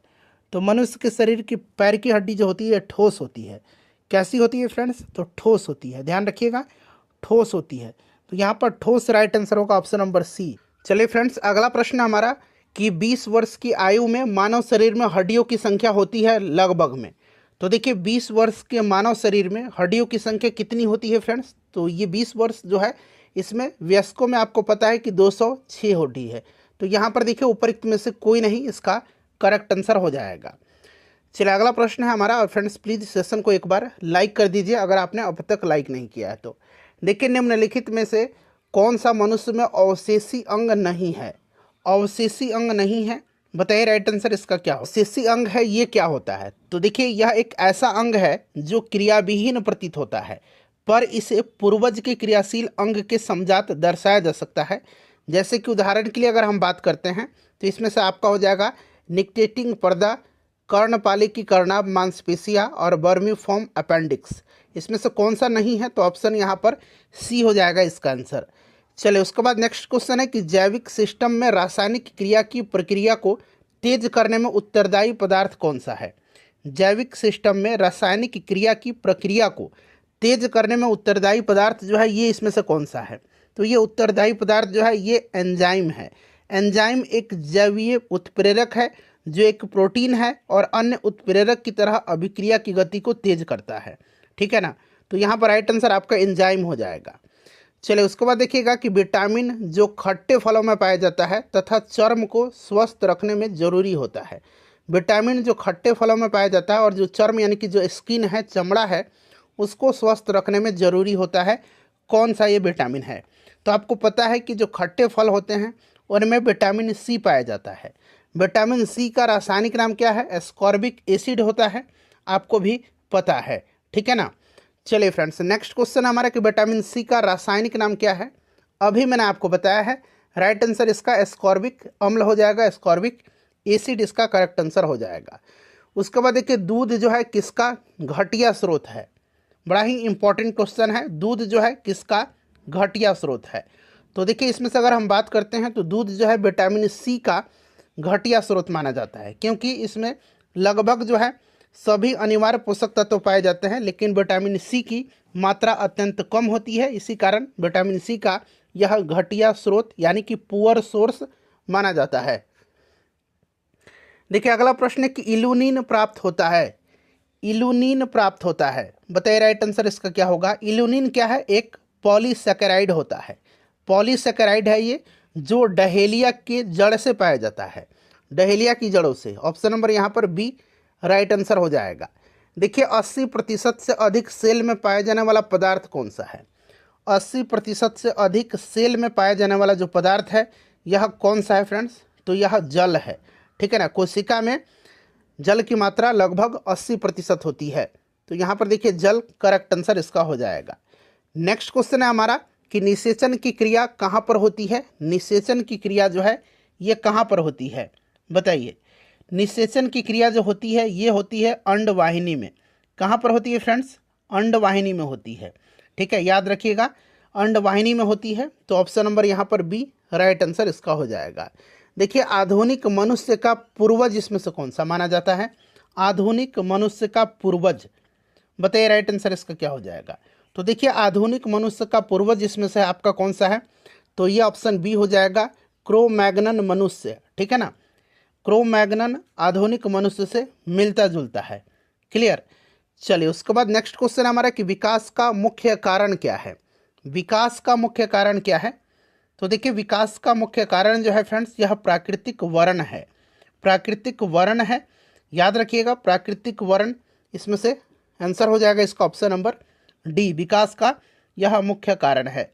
चलिए उसके बाद नेक्स्ट क्वेश्चन है कवक पौधे में नहीं पाया जाता है। कवक पौधों में नहीं पाया जाता है, तो देखिए कवकों में पर्णहरित नहीं पाया जाता है, इसी कारण से जो है अब इन्हें पादप वर्ग में नहीं रखा जाता है। हालांकि पहले इनको पादप वर्ग में रखा जाता था, लेकिन अब नहीं रखा जाता है। तो यहाँ पर देखिए पर्णहरित करेक्ट आंसर इसका हो जाएगा।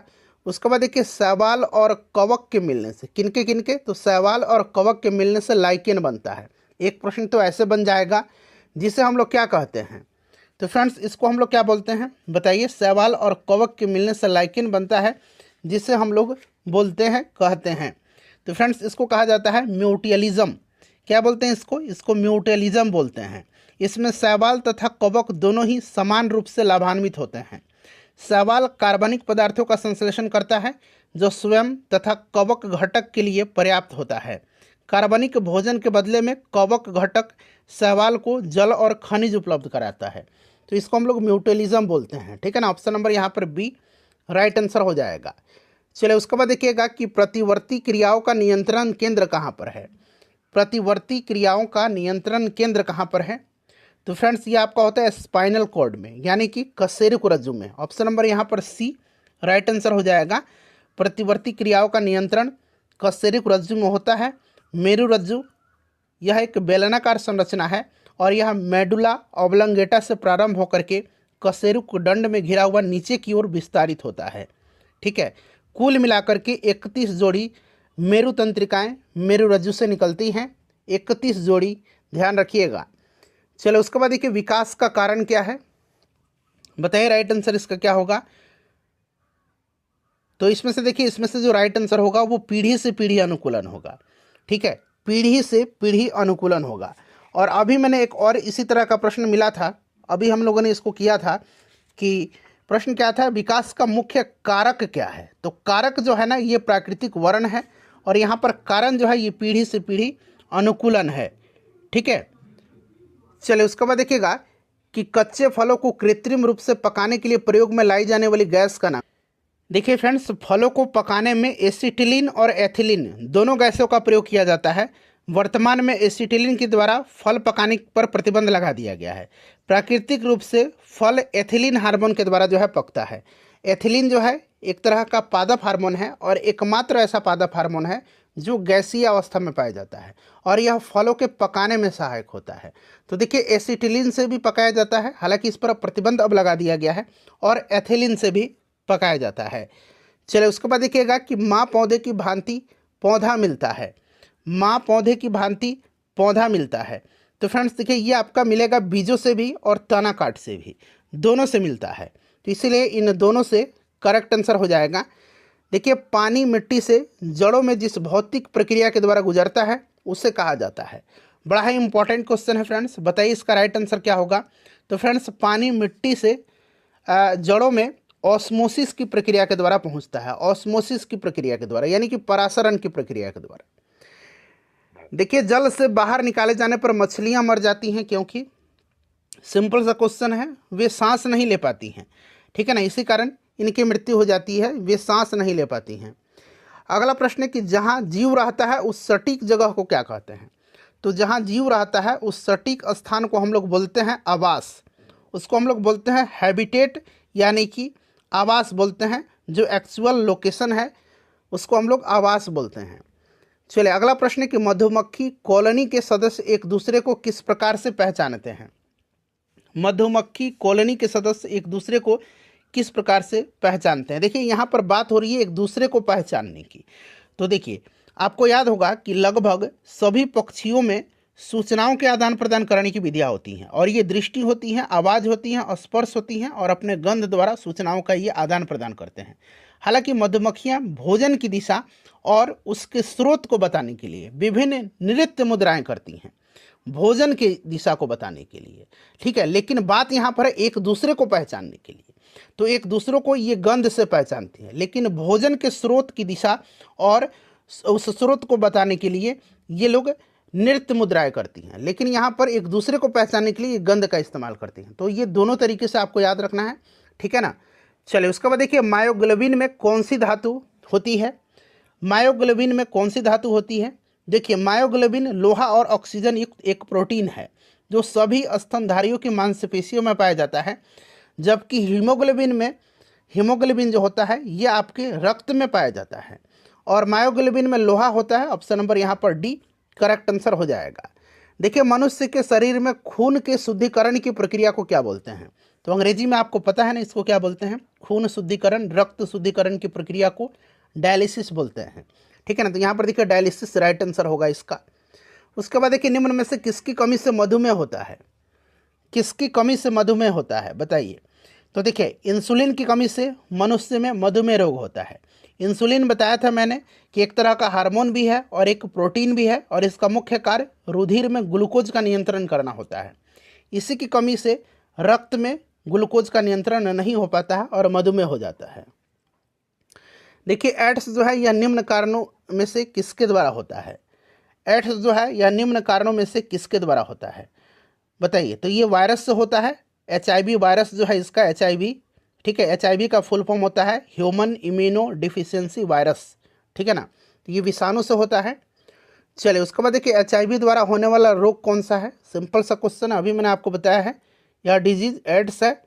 चलिए उसके बाद देखिए निमोनिया एक संक्रमण है। निमोनिया एक संक्रमण है।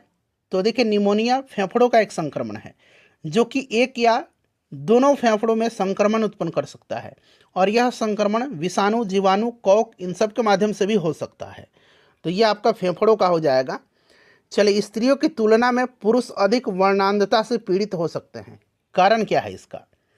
स्त्रियों की तुलना में पुरुष वर्णांधता से अधिक पीड़ित हो जाते हैं, इसका कारण क्या है। तो इसका कारण है कि स्त्रियों में 2 यानी कि XX क्रोमोजोम लिंग निर्धारण क्रोमोजोम होते हैं, जिसमें से एक X जो है वर्णांधता के जीन को यदि वहन करता है तो दूसरा सामान्य X जो क्रोमोजोम है उसे संतुलित कर देता है। इसी तरह से महिला केवल वाहक का कार्य करती है, पीड़ित नहीं होती हैं, जबकि पुरुष जो है इस रोग से ग्रस्त हो जाता है। तो यहाँ पर राइट आंसर हो जाएगा, उनमें केवल एक X क्रोमोजोम होता है। ऑप्शन नंबर यहाँ पर सी राइट आंसर इसका हो जाएगा। चलिए एस्पिरिन कहाँ से मिलती है। एस्पिरिन जो है ये कहाँ से मिलती है।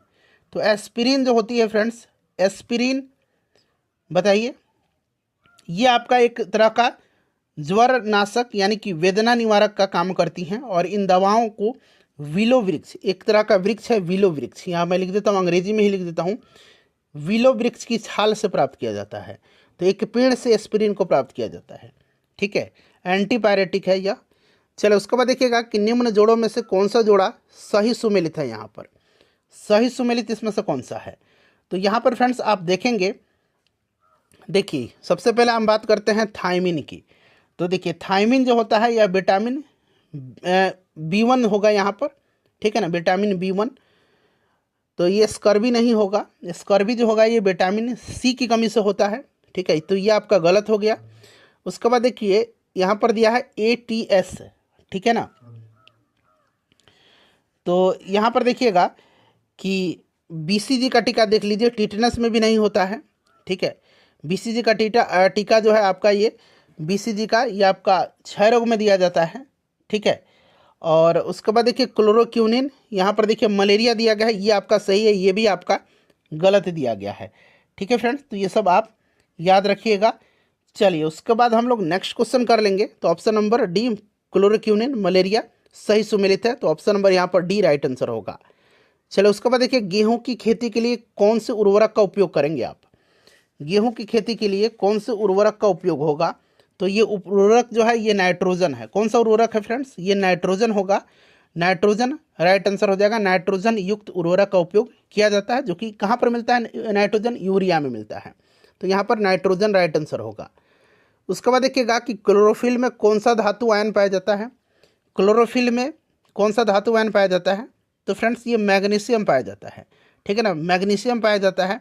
और क्लोरोफिल पौधे में उपस्थित हरे प्रकाश संश्लेषण वर्णक होता है, पिगमेंट होता है, और यह प्रकाश संश्लेषण को यह प्रकाश ऊर्जा को प्रकाश संश्लेषण क्रिया के माध्यम से रासायनिक ऊर्जा में बदलने की प्रक्रिया की शुरुआत करता है। तो यहाँ पर देखिए मैग्नीशियम हो जाएगा। पौधे एवं पेड़ों का खाना तैयार करने की प्रक्रिया क्या कहलाती है, बताइए। तो फ्रेंड्स इसको हम लोग बोलते हैं फोटोसिंथेसिस। इसको हम लोग क्या बोलते हैं, इसको हम लोग बोलते हैं फोटोसिंथेसिस, यानी कि प्रकाश संश्लेषण। तो फोटोसिंथेसिस हो जाएगा। देखिए कीटभक्षी पौधे मिट्टी में किसकी कमी से उगते हैं, कीटभक्षी पौधे जो होते हैं यह मिट्टी में किसकी कमी से उगते हैं। तो फ्रेंड्स ये उगते हैं नाइट्रोजन की कमी से। जहाँ नाइट्रोजन की कमी होती है वहीं पर ये कीटभक्षी पौधे उगते हैं। और ये कीटभक्षी जो होते हैं ये कीटों का भक्षण करके अपनी नाइट्रोजन आवश्यकता को पूर्ति करते हैं। तो यहाँ पर देखिए right answer option number C हो जाएगा। उसके बाद देखिएगा कि लेग्यूमिनस पौधे में नाइट्रोजन स्थिरीकरण के लिए कौन सा वर्णक आवश्यक है। देखिए ये प्रश्न जो है BPSC स्कूल टीचर में पूछा गया प्रश्न है, तो यहाँ पर देख भी सकते हैं 9/12/2023 को। बताइए यहाँ पर राइट आंसर क्या हो जाएगा। लेग्यूमिनस पौधे में नाइट्रोजन स्थिरीकरण के लिए लेग्यू हीमोग्लोबिन, यहाँ मैं लिख देता हूँ, जो लेग्यूमिनस पौधे हैं उनमें नाइट्रोजन स्थिरीकरण के लिए लेग हीमोग्लोबिन, हीमोग्लोबिन, ठीक है ना, यहाँ मैं छोटा सा लिख देता हूँ, लेग हीमोग्लोबिन। लेग हीमोग्लोबिन महत्वपूर्ण वर्णक है और यह ऑक्सीजन से बचाता है, जो वायुमंडलीय नाइट्रोजन स्थिरीकरण एंजाइम प्रणाली के लिए हानिकारक होता है। इसीलिए यहाँ पर ऑप्शन नंबर देखिए लेग हीमोग्लोबिन राइट आंसर होगा। जीवन चक्र की दृष्टि से पौधे का सबसे महत्वपूर्ण अंग कौन सा है, जीवन चक्र की दृष्टि से सबसे महत्वपूर्ण अंग जो होता है ये आपका पुष्प होता है पौधे का। ऑप्शन ए राइट आंसर हो जाएगा। पुष्प में ही परागन के द्वारा भ्रूण का विकास होता है, जिससे बीज बनता है, बीज के अंकुरन से पुनः पौधा बनता है, इसलिए यहाँ पर पुष्प राइट आंसर होगा। चलिए उसके बाद देखिएगा कि पौधे का तना पौधे के सभी हिस्सों में भोजन वितरित करने में तथा खाली स्थान दिया गया है में भी मदद करता है। तो जो पौधे का तना है ये सभी हिस्सों में भोजन यानी कि पोषक तत्वों को जल के साथ वितरित करने और जो पोषक तत्व हैं उनके भंडारण में मदद करता है, ठीक है ना। तो यहाँ पर आपका भोजन के भंडारण में भी मदद करता है, ठीक है। और यह पौधों की पत्तियाँ, फूलों और फलों को सहारा देने के साथ साथ पौधों को आकार देने में भी महत्वपूर्ण भूमिका निभाता है। तो एक से अधिक वैसे इसका राइट आंसर हो जाएगा, ठीक है ना। चलिए सबसे लंबा जीवित वृक्ष जो है ये कौन सा है, सबसे लंबा जीवित वृक्ष जो है ये कौन सा है, सिकोआ है, सिकोआ है, ठीक है ना, याद रखिएगा। और सबसे छोटा एंजियोस्पर्म पूछा जाएगा तो वुल्फिया है, वुल्फिया सबसे छोटा एंजियोस्पर्म है, इसे भी आप ध्यान रखिएगा। चलिए एस्पिरिन क्या है, तो अभी मैंने बताया था ना एस्पिरिन एक क्या है फ्रेंड्स, एंटीबायोरेटिक है। अभी मैंने आपको बताया था एस्पिरिन क्या है, एस्पिरिन एंटीबायोरेटिक है। और ये जो आपका ज्वर जो होता है, ज्वर को हरने में या फिर वेदना निवारक का भी यह काम करता है। और यह आपका एस्पिरिन जो है ये बिलो वृक्ष के छाल से जो है ये प्राप्त होता है, मैंने आपको अभी बताया भी है इसके बारे में। चलिए किस वनस्पति खाद्य में अधिकतम प्रोटीन होगा, बात यहाँ पर अधिकतम प्रोटीन की आई है, न कि केवल प्रोटीन की। वैसे तो प्रोटीन आप देखेंगे तो सब में थोड़ा बहुत होगा, लेकिन अधिकतम प्रोटीन जो होगा यह आपका किस में होगा फ्रेंड्स, तो ये सोयाबीन में होगा। चलिए उसके बाद देखिए तना काट आमतौर से किसके प्रवर्धन के लिए प्रयोग किया जाता है, तना काट। तो तना काट जो है ये गन्ना का कायिक प्रवर्धन डाली कलम या पेड़ी द्वारा होता है, ठीक है ना। तो यहाँ पर देखिए गन्ना में होगा इसका राइट आंसर। चलिए उसके बाद देखिए संसार का सबसे बड़ा पुष्प कौन सा है, सबसे बड़ा पुष्प, अभी सबसे बड़ा हमने क्या देखा, सबसे लंबा जीवित वृक्ष मैंने सिक्वाया बताया है। अब आ गया सबसे बड़ा पुष्प, तो ये रेफेलसिया है, रेफेलसिया है, इसको आप याद रखिएगा, रेफेलसिया राइट आंसर इसका हो जाएगा, ठीक है। चलिए उसके बाद नेक्स्ट क्वेश्चन हमारा, हरगोविंद खुराना को किस आविष्कार के लिए सम्मानित किया गया था। देखिए हरगोविंद खुराना को जो है जीन संश्लेषण के लिए 1968 में चिकित्सा का नोबेल पुरस्कार दिया गया था और उन्होंने अपनी खोज से आनुवंशिक कोड की व्याख्या की और प्रोटीन संश्लेषण में इसकी भूमिका का पता लगाया था। चलिए उसके बाद नेक्स्ट क्वेश्चन है हमारा कि डॉक्टरों द्वारा एनेस्थेसिया के रूप में प्रयोग होने वाली जो हास्य गैस है, लाफिंग गैस है, वो कौन सी है। तो आपको पता है लाफिंग गैस के रूप में किसका इस्तेमाल किया जाता है, नाइट्रस ऑक्साइड का, नाइट्रस ऑक्साइड का इस्तेमाल किया जाता है। चलिए उसके बाद देखिएगा कि आर्कियोपेटेरिक्स है, आर्कियोपेटेरिक्स क्या है, आर्कियोपेटेरिक्स जो है फ्रेंड्स यह जुरासिक युग का सर्वपुरातन पक्षी है। उसके बाद देखिए डॉल्फिन वर्गीकृत किए जाते हैं, सिंपल सा क्वेश्चन है, डॉल्फिन को रखा जाता है अस्थानी वर्ग में, ठीक है ना, डॉल्फिन को अस्थानी वर्ग में रखा जाता है। देखिए प्रतिवर्ष 5 लाख भारतीय एक रोग से मरते हैं, इसकी पहचान करें, यह रोग कौन सा है। तो फ्रेंड्स यह रोग जो है ये टीबी की बीमारी है, क्षय रोग है, ठीक है, ये 1995 का प्रश्न है, क्लियर। और टीबी में जो है आपको पता है कि मनुष्य का फेफड़ा प्रभावित होता है। रात के समय सलाह दी जाती है कि आप पेड़ के नीचे नहीं सोएं, कारण क्या है इसका, तो इसका कारण एक ही है कि रात के समय क्या होता है, पेड़ अपनी श्वसन प्रक्रिया के दौरान कार्बन डाइऑक्साइड को मुक्त करते हैं, वैसे तो ये ऑक्सीजन मुक्त करते हैं लेकिन रात में कार्बन डाइऑक्साइड को मुक्त करते हैं। तो ऑप्शन नंबर यहाँ पर सी राइट आंसर इसका होगा। देखिए निम्न में से सबसे मीठी चीनी कौन सी है, ये बड़ा इंपॉर्टेंट क्वेश्चन है, बड़ा पूछा जाता है बीपीएससी के द्वारा। सबसे मीठी चीनी जो है ये कौन सी है, तो सबसे मीठी फ्रुक्टोज है, ठीक है ना, फ्रुक्टोज यहाँ पर राइट आंसर इसका हो जाएगा, ठीक है ना, फ्रुक्टोज राइट आंसर हो जाएगा। उसके बाद देखिए शर्कराओं में सबसे मीठी है, फिर से ये प्रश्न आ गया, तो राइट आंसर इसका वही होगा जो मैंने अभी आपको बताया है, फ्रुक्टोज यहाँ पर करेक्ट आंसर इसका होगा। चलिए नेक्स्ट क्वेश्चन हमारा कि वह एंजाइम जो हमारे मुंह में भोजन के साथ मिलता है।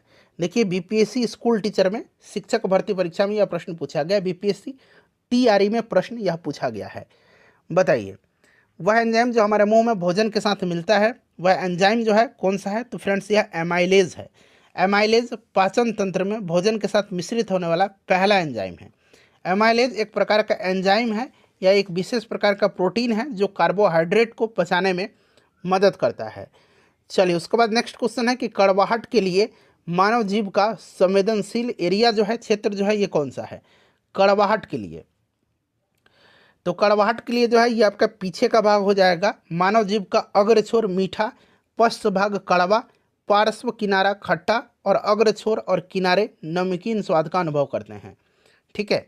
तो यहाँ पर राइट आंसर इसका क्या हो जाएगा फ्रेंड्स, पार्श्व भाग यानी कि पीछे का भाग। चलिए उसके बाद अगला प्रश्न है हमारा, देखिए नेक्स्ट क्वेश्चन है मटर पौधा है। मटर का पौधा जो है ये क्या है, तो मटर का पौधा बताइए। मटर जो है ये शाक कुल का है, एक द्विबीजपत्री पौधा है और मटर रबी का भी फसल है, ये सब आप जानते भी हैं। चलिए उसके बाद देखिएगा कि फलियां अत्यधिक पौष्टिक होती हैं क्योंकि उनमें प्रचुर मात्रा में होता है, तो फलियां में प्रचुर मात्रा में प्रोटीन पाया जाता है, ठीक है ना फ्रेंड्स, प्रोटीन पाया जाता है। तो यहाँ पर देखिए प्रोटीन राइट आंसर इसका हो जाएगा। उसके बाद देखिए थायराइड ग्रंथि थायरॉक्सिन स्रावित करने के लिए उत्तेजित करने वाला अंतःस्रावी हार्मोन कौन सा है। थायराइड ग्रंथि से थायरॉक्सिन स्रावित करने के लिए उत्तेजित करने वाला अंतःस्रावी हार्मोन जो है ये कौन सा हार्मोन है, तो फ्रेंड्स यह हार्मोन जो है यह कौन सा हार्मोन है, थायराइड स्टिमुलेटिंग हार्मोन है, यानी कि TSH है, थायराइड स्टिमुलेटिंग हार्मोन। और इसका निर्माण कहाँ पर होता है, तो पीयूष ग्रंथि में होता है, इस चीज़ को भी आप ध्यान रखिएगा। थायराइड ग्रंथि की खराबी किसकी कमी के कारण होती है, थायराइड ग्रंथि की खराबी जो है यह किसकी कमी के कारण होती है, तो फ्रेंड्स यह होती है आयोडीन की, ठीक है ना। तो यहाँ पर आयोडीन राइट आंसर इसका हो जाएगा, आयोडीन करेक्ट आंसर हो जाएगा। और शरीर में आयोडीन की कमी से घेंगा होता है, ग्वाइटर नामक रोग होता है, ये आपको भी पता है। चलिए उसके बाद देखिए, जब हम बकरी या भेड़ का मांस खाते हैं तो हम क्या हैं? तो देखिए, जब हम बकरी या भेड़ का मांस खाते हैं तो हम हैं द्वितीयक या गौण उपभोक्ता, ठीक है ना। तो यहाँ पर देखिए द्वितीयक उपभोक्ता यहाँ पर राइट आंसर हो जाएगा। क्लियर। चलिए उसके बाद नेक्स्ट क्वेश्चन हमारा कि विटामिन ए उपलब्ध होता है, तो विटामिन ए इसमें से किस में होगा? तो गाजर से उपलब्ध होता है विटामिन ए। गाजर में प्रचुर मात्रा में विटामिन ए पाया जाता है, और विटामिन ए हमें कैरोटीन से भी प्राप्त होता है, तो ये आपको पता भी है। चलिए, चेचक का टीका कहाँ से बनता है?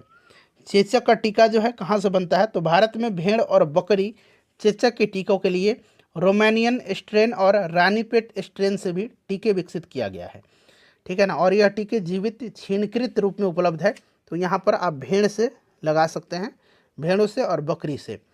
चलिए, मलेरिया कौन से मच्छर के काटने से होता है? सिंपल सा क्वेश्चन है। तो ये मच्छर जो है मादा एनाफिलीज है, पैरासाइट वाले मच्छर, ठीक है। तो यहाँ पर देखिए पैरासाइट राइट आंसर हो जाएगा। कीटनाशी का उपयोग से उन्नति होती है, तो किसकी होगी? अर्थनीति की, ठीक है ना। अर्थनीति की। उर्वरक और कीटनाशक उपयोग करके कम भूमि पर अधिक फसल और पौधे का उत्पादन कर सकते हैं, और ये उत्पादकता में 40% की वृद्धि करने में मदद करते हैं, ठीक है ना फ्रेंड्स। तो आप इस तरह से कह सकते हैं कि इनसे जो होगा आपका अर्थनीति राइट आंसर होगा। पोलियो की बूंद किस उम्र में दे सकते हैं? तो पोलियो ड्रॉप पिलाई जाती हैं नवजात शिशु को, बताइए। तो इसमें से 1 साल यहाँ पर दे सकते हैं। चलिए उसके बाद देखिएगा, खालिस्तान दिया गया कि अभ्यास से जानवरों के क्लोन तैयार किए जाते हैं, बताइए। जानवरों के क्लोन तैयार किए जाते हैं, करेक्ट आंसर इसका क्या होगा? तो जैव प्रौद्योगिकी होगा, ठीक है ना। जैव प्रौद्योगिकी जीव विज्ञान पर आधारित प्रौद्योगिकी है, और जैव प्रौद्योगिकी उन प्रौद्योगिकियों और उत्पादों को विकसित करने और सेलुलर और आणविक प्रक्रियाओं के उपयोग करती हैं जो हमारे जीवन और पृथ्वी के स्वास्थ्य को बेहतर बनाने में मदद करते हैं। क्लियर। तो इस तरह से इसका राइट आंसर क्या हो जाएगा फ्रेंड्स? करेक्ट आंसर आपका ऑप्शन नंबर सी हो जाएगा।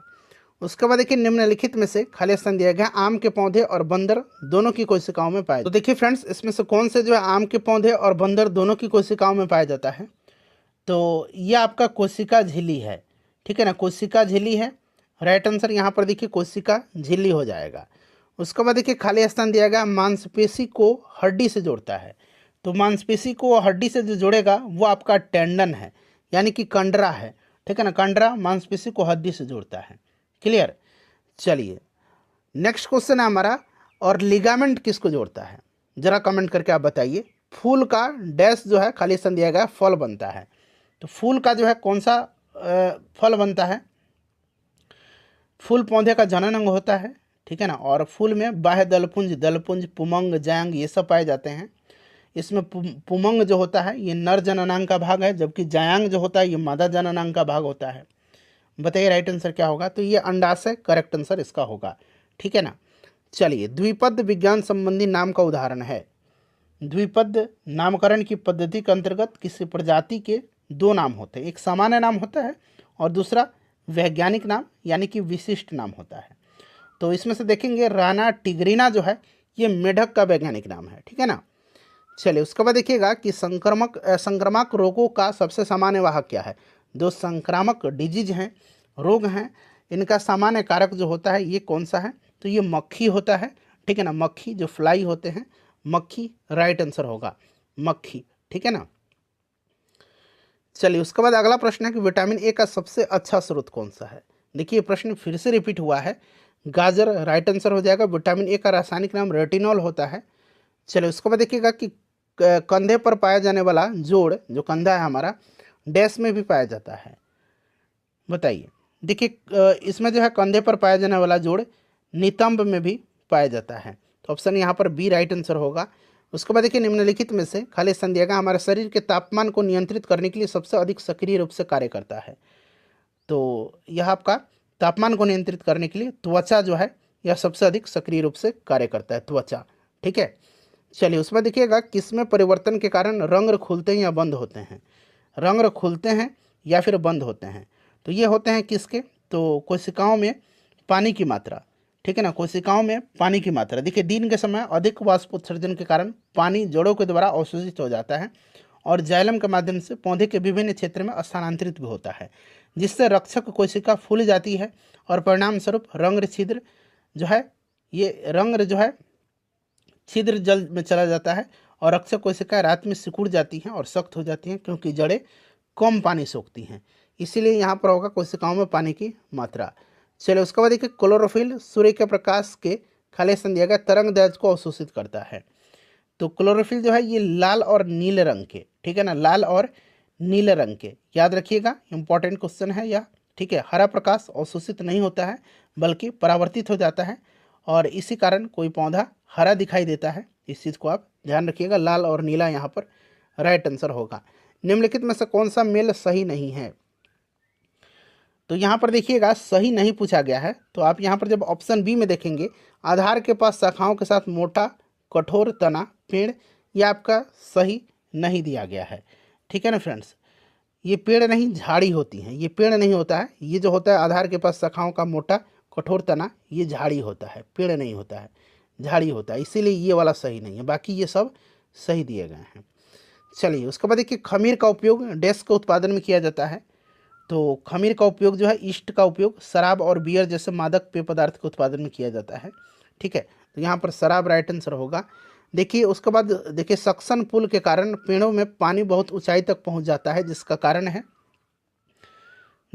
क्या है फ्रेंड्स? तो फ्रेंड्स ये वाष्पोत्सर्जन की प्रक्रिया है, जिसमें पौधे के रंगों के माध्यम से जलवाष्प की हानि शामिल होती है और पौधे से जलवाष्प की हानि पौधों को तब ठंडा करती है जब मौसम बहुत गर्म होता है। चलिए उसके बाद नेक्स्ट क्वेश्चन है हमारा कि निम्नलिखित में से देखिए कौन सा क्लोरोप्लास्ट का एक लक्षण है जो उसे स्व प्रतिकृति का योग्य बनाता है? तो फ्रेंड्स यह कौन सा है इसमें से? तो ये आपका डीएनए है और आरएनए दोनों की उपस्थिति है, जिसके कारण क्लोरोप्लास्ट का एक यह लक्षण है जो कि उसे स्व प्रतिकृति का योग्य बनाता है, डीएनए और आरएनए दोनों की उपस्थिति। चलिए अब अगला प्रश्न करेंगे। देखिए नेक्स्ट क्वेश्चन है कि किसी गुणसूत्र पर जीनों की आपेक्षिक स्थिति ज्ञात करने की प्रक्रिया क्या कहलाती है? किसी गुणसूत्र पर जीनों की आपेक्षिक स्थिति प्राप्त करने की प्रक्रिया जो है, ज्ञात करने की प्रक्रिया, यह कहलाती है जीन मानचित्रण, ठीक है ना। इसको हम लोग जीन मानचित्रण बोलेंगे और इसका उपयोग जीन क्रम निर्धारित करने, जीन के बीच की दूरी की गणना करने के लिए किया जाता है, जीन मानचित्रण। चलिए उसके बाद देखिएगा ब्रायोफाइटा में बीजाणु मातृ कोशिका होती हैं, मातृ कोशिका पूछा गया है। सबसे पहले बात करते हैं, तो देखिए फ्रेंड्स ब्रायोफाइटा के अंतर्गत मॉस और लिवरवर्ट आते हैं, याद रखिएगा मॉस और लिवरवर्ट आते हैं, ये प्रश्न बन सकता है मॉस और लिवरवर्ट। और ब्रायोफाइटा को जो है, ये जो ब्रायोफाइटा है, ब्रायोफाइट पढ़िए, ये पादप जगत का उभयचर कहलाता है, ठीक है ना, इस चीज़ को आप याद रखिएगा। और ब्रायोफाइट में बीजाणु मातृ कोशिका द्विगुणित होती हैं। ऑप्शन नंबर यहाँ पर बी राइट आंसर होगा। लीची का जो खाद्य भाग है, खाने योग्य भाग है, वो कौन सा है? तो लीची में जो होता है आपका ये एरिल राइट आंसर होगा, एरिल करेक्ट आंसर होगा, ठीक है ना, एरिल राइट आंसर होगा इसका। उसके बाद देखिएगा कि वह जानवर जो मुख्यतः मांस खाता है निम्नलिखित में से क्या कहलाता है? देखिए बीपीएससी स्कूल टीचर का, बीपीएससी टीआरई का प्रश्न यहाँ आपको देखने को मिल रहा है। तो फ्रेंड्स ये जानवर क्या कहलाता है? इसको हम लोग कार्निवोर कहते हैं, कार्निवोर कहते हैं, ठीक है ना। चलिए लैक्टियोल निम्नलिखित में से किससे संबंधित होता है? ये सब बीपीएससी स्कूल टीचर का है, बीपीएससी टीआरई का है, ठीक है। लैक्टियोल जो होता है फ्रेंड्स, ये आपका वसा अवशोषण से संबंधित है। लैक्टियोल जो होता है, लैक्टियल्स, ये लसिका वाहिका हैं जो लैक्टियल्स रक्त कोशिकाओं के समान होते हैं, लेकिन रक्त कोशिकाओं की तुलना में इनका व्यास बड़ा होता है और इसका मुख्य कार्य छोटी आंत में आने वाली पचे हुए भोजन में उपस्थित वसा का अवशोषण करना है। तो यहाँ पर वसा अवशोषण होगा। उसके बाद देखिए प्रकाश संश्लेषण के अध्ययन से संबंधित वनस्पति विज्ञान की शाखा क्या कहलाती है? देखिए बीपीएससी टीचर का यह प्रश्न है, बीपीएससी टीआरई का क्वेश्चन है, राइट आंसर इसका बताइए। तो फ्रेंड्स इसको हम लोग पादप कारिकी बोलते हैं, ठीक है, यानी कि प्लांट फिजियोलॉजी। देखिए ट्रैकोमा रोग का संबंध किससे है? ट्रैकोमा रोग संबंधित किससे है? तो आपको पता है ट्रैकोमा आँख से संबंधित बीमारी है, ट्रैकोमा आँख से संबंधित बीमारी है। अदरक एक भूमिगत तना है, जड़ नहीं, क्योंकि देखिए प्रश्न बीपीएससी 2-3 बार पूछ चुका है। तो क्योंकि इसमें नोड और इंटरनोड होते हैं, इसमें गांठ और पर्व होते हैं, ठीक है ना। ऑप्शन यहाँ पर बी राइट आंसर हो जाएगा। चलिए उसके बाद देखिएगा कि जल परागित पुष्पों में परागकण होते हैं। तो जल परागित पुष्पों में परागकण सूखे होते हैं, ठीक है ना, सूखा राइट आंसर हो जाएगा। देखिए कौन सी ग्रंथि दोनों है, अंतःस्रावी भी है और बाह्यस्रावी दोनों के रूप में कार्य करती है। ये ग्रंथि कौन सी है फ्रेंड्स? तो ये ग्रंथि अग्नाशय है। अग्नाशय राइट आंसर हो जाएगा, option number C correct answer इसका हो जाएगा। ठीक है, चलिए उसके बाद देखिएगा नेक्स्ट क्वेश्चन है कि पौधे की जड़ों में मृदा से जल प्रवेश का कारक क्या है? बताइए राइट आंसर इसका क्या हो जाएगा? तो इसका कारक जो है ये आपका ऑस्मोटिक प्रेशर है, ऑस्मोटिक दाब है, ठीक है ना। चलिए उसके बाद नेक्स्ट क्वेश्चन हमारा कि ऑर्निथोलॉजी अध्ययन है। ऑर्निथोलॉजी जो है यह पक्षियों का अध्ययन ऑर्निथोलॉजी कहलाता है, और हड्डियों का अध्ययन ऑस्टियोलॉजी, ये ऑलरेडी बीपीएससी पूछ लिया है ऑस्टियोलॉजी। चलिए मृत जीवों के अपघटक हैं। मृत जीवों के अपघटक जो होते हैं इसमें से आपके जीवाणु भी हैं, ठीक है ना, और कवक दोनों ही अपघटक के अंतर्गत आते हैं। तो यहाँ पर देखिए आपका उपरोक्त में से एक से अधिक राइट आंसर होगा, जीवाणु कवक दोनों आते हैं। स्तनधारी में सामान्य श्वसन के दौरान डायफ्राम होता है। स्तनधारियों में सामान्य श्वसन के दौरान डायफ्राम चपटा हो जाता है। वस्तुतः क्या होता है कि फेफड़ों के नीचे स्थित डायफ्राम स्तनधारियों में एक श्वसन मांसपेशी है जो श्वास लेने की प्रक्रिया में सहायता करती है। तो यहाँ पर चपटा राइट आंसर होगा। देखिए शरीर की प्रतिरोधक क्षमता से जुड़ी सबसे महत्वपूर्ण कोशिका का प्रकार कौन सा है? बताइए, शरीर की प्रतिरोधक क्षमता से जुड़ी सबसे महत्वपूर्ण कोशिका का जो प्रकार है ये आपका लिम्फोसाइट है। लिम्फोसाइट है, याद रखिएगा, लिम्फोसाइट करेक्ट आंसर इसका हो जाएगा। देखिए पौधे में आपका प्रदीप्ति कालिता की खोज करने वाले कौन से हैं इसमें से? तो ये जो खोज किया था ये गार्नर और एलार्ड ने किया था। पौधे के द्वारा प्रकाश की अवधि और समय के प्रति अनुक्रिया को प्रदीप्ति कालिता बोलते हैं। तो गार्नर और एलार्ड यहाँ पर राइट आंसर हो जाएगा। मानव गुर्दे में निस्यंदन इकाइयों को क्या कहा जाता है? सिंपल सा क्वेश्चन है फ्रेंड्स, बताइए राइट आंसर इसका क्या होगा? निस्यंदन इकाई को नेफ्रॉन कहते हैं। तो नेफ्रॉन तो ऑप्शन में दिया है, क्या है? मानव गुर्दे में निस्यंदन इकाई को जो है नेफ्रॉन कहा जाता है, और इसका उपयोग रक्त से पानी, आयन और छोटे अणुओं को अलग करने, अपशिष्ट पदार्थों को जो है निस्यंदित करने, ये सब में किया जाता है। चलिए उसके बाद देखिएगा कि टैकीकार्डिया में हृदय गति होती है। टैकीकार्डिया में हृदय गति होती है। तो फ्रेंड्स इसमें जो होती है टैकीकार्डिया में हृदय गति, यह आपका हो जाएगा तेज हो जाती है। ठीक है, देखिए टैकीकार्डिया हृदय गति के लिए एक चिकित्सीय टर्म है, शब्द है। जब हृदय 1 मिनट में 100 से अधिक बार धड़कता है, और चिकित्सा विज्ञान में इसी ही टैकीकार्डिया कहा जाता है, और इसमें जो है हृदय की गति तेज हो जाती है। चलिए उसके बाद देखिएगा कि कोविड टीका प्रतिरक्षी प्रक्रियाओं को कैसे उत्तेजित करते हैं। जो कोविड के टीका है तो ये जीवित क्षीण SARS-CoV-2 वायरस प्रवेश करके, ऑप्शन बी यहाँ पर राइट आंसर होगा इसका। देखिए निम्नलिखित में से कौन से जीव के स्वाद नहीं है? जीव के स्वाद जो होते हैं आपको पता है कि कड़वा, मीठा, नमकीन, खट्टा, उमामी, ये जीव के स्वाद होते हैं, ठीक है ना। यहाँ पर देखेंगे आप मसालेदार और तीखा, ये जीव के स्वाद नहीं है। मीठा, कड़वा, नमकीन, उमामी, खट्टा, ये जीव के स्वाद होते हैं, ये नहीं है। इसीलिए ऑप्शन यहाँ पर 4 और 7 जो कि ऑप्शन डी में दिख रहा है सही आंसर होगा इसका। ठीक है, चलिए उसके बाद देखिए निम्नलिखित में से कौन सा जोड़ा इसमें से सही सुमेलित है। तो यहाँ पर देखिएगा एनोरेक्सिया जो है, एनोरेक्सिया यह आपकी एक तरह की विकार किससे है? बताइए। तो ये आपका बताइए राइट आंसर क्या होगा। सबसे पहले देखिए, सबसे पहले मैं आंसर बताता हूँ, 3 और 4 यहाँ पर राइट आंसर हो जाएगा। क्यों? क्योंकि यहाँ पर देखिए डिस्पेनिया जो है ये सांस की तकलीफ है, और एनोस्मिया जो है ये गंध की आंशिक या पूर्ण हानि है। ये देखिए एनोरेक्सिया जो है ये खाने का एक तरह से विकार है, हम लोग कम खाते हैं इसमें, ठीक है। और इंसोमेनिया जो है ये नींद संबंधी विकार है। तो ये दोनों इसीलिए ये गलत दिया गया है, और 3 और 4 यहाँ पर सही दिया गया है। ठीक है फ्रेंड्स, चलिए नेक्स्ट क्वेश्चन हमारा कि निम्नलिखित कथन पर विचार करें, और यहाँ से कौन सा कथन सही है ये आपको चुन करके बताना है। बताइए राइट आंसर, कथन पढ़िए फिर इसका आंसर बताइए। तो यहाँ पर देखिए दोनों के दोनों कथन सही दिए गए हैं। टेनियासिस एक आंतों का संक्रमण है जो टेप वार्म की 3 प्रजाति टेनिया सोलियम, टेनिया सनिगाटा और टेनिया एशियाटिका के कारण होता है। ये सही है। जब मस्तिष्क में सिस्ट विकसित होते हैं तो इस स्थिति को हम लोग न्यूरो सिस्टम देखिए सिस्टिस कार्सिस देखिए NCC इसको कहा जाता है। तो ये दोनों सही हैं, ठीक है ना। चलिए अगला प्रश्न है हमारा कि फिर से देखिए मिलान करना है यहाँ पर। तो मिलान करके यहाँ पर नीचे से आपको दिया गया है कि कूट में से आंसर चुनना है। चलिए यहाँ पर मिलान करते हैं। तो देखिए कपड़ा आपका यहाँ पर एक तरफ दिया गया है और एक तरफ उत्पत्ति दिया गया है, ठीक है। तो लिनेन जो होगा ये सन का पौधा होगा, ठीक है। जटा यानी कि कायर जो है क्वायर ये आपका हो जाएगा नारियल का पौधा, ठीक है। उसके बाद मोहायर जो है ये आपका अंगोरा बकरी कहाँ पर दिया गया 4 में, और डाउन जो है ये आपका बतख और ग्रीज के पंख, ठीक है। तो इसको मिलाइएगा, देखिए ऑप्शन डी में इसका मिलान सही दिया गया है। चलिए उसके बाद देखिएगा कि आगत और निर्गत तंत्रिकाएं मिलती हैं। आगत और निर्गत तंत्रिकाएं जो हैं ये मिलती हैं कहाँ पर, केंद्रीय तंत्रिका तंत्र में, सेंट्रल नर्वस सिस्टम में, ठीक है ना, याद रखिएगा। चलिए DNA के डबल हेलिक्स संरचना की खोज किसने किया था। तो ये प्रश्न कई बार पूछ लिया गया है, जेम्स वाटसन और फ्रांसिस क्रिक ने किया था, ठीक है ना। ऑप्शन बी राइट आंसर होगा इसका। चलिए उसके बाद देखिएगा कि वेक्टर टीके प्रतिरोधक शक्ति प्रदान करने के लिए कैसे काम करते हैं। तो ये काम कैसे करते हैं फ्रेंड्स, तो ये किसी भी देखिए शरीर में रोगजनकों पर सीधे हमला करके उन्हें नष्ट कर देते हैं। तो इसीलिए ऑप्शन नंबर यहाँ पर सी राइट आंसर हो जाएगा, ठीक है।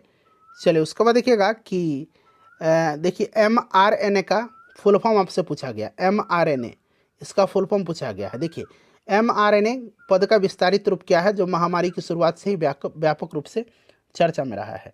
तो इसका फुल फॉर्म क्या होता है फ्रेंड्स, इसका फुल फॉर्म होता है messenger ribo nucleic acid, messenger ribo nucleic acid. पूरा का पूरा प्रश्न मैंने आपको बायोलॉजी का BPSC TRE 3.0 के लिए साइंस वाला जो बायोलॉजी है कंप्लीट करा दिया। सेशन को लाइक कर दीजिए और फ्रेंड्स प्लीज़ इसको शेयर कर दीजिए।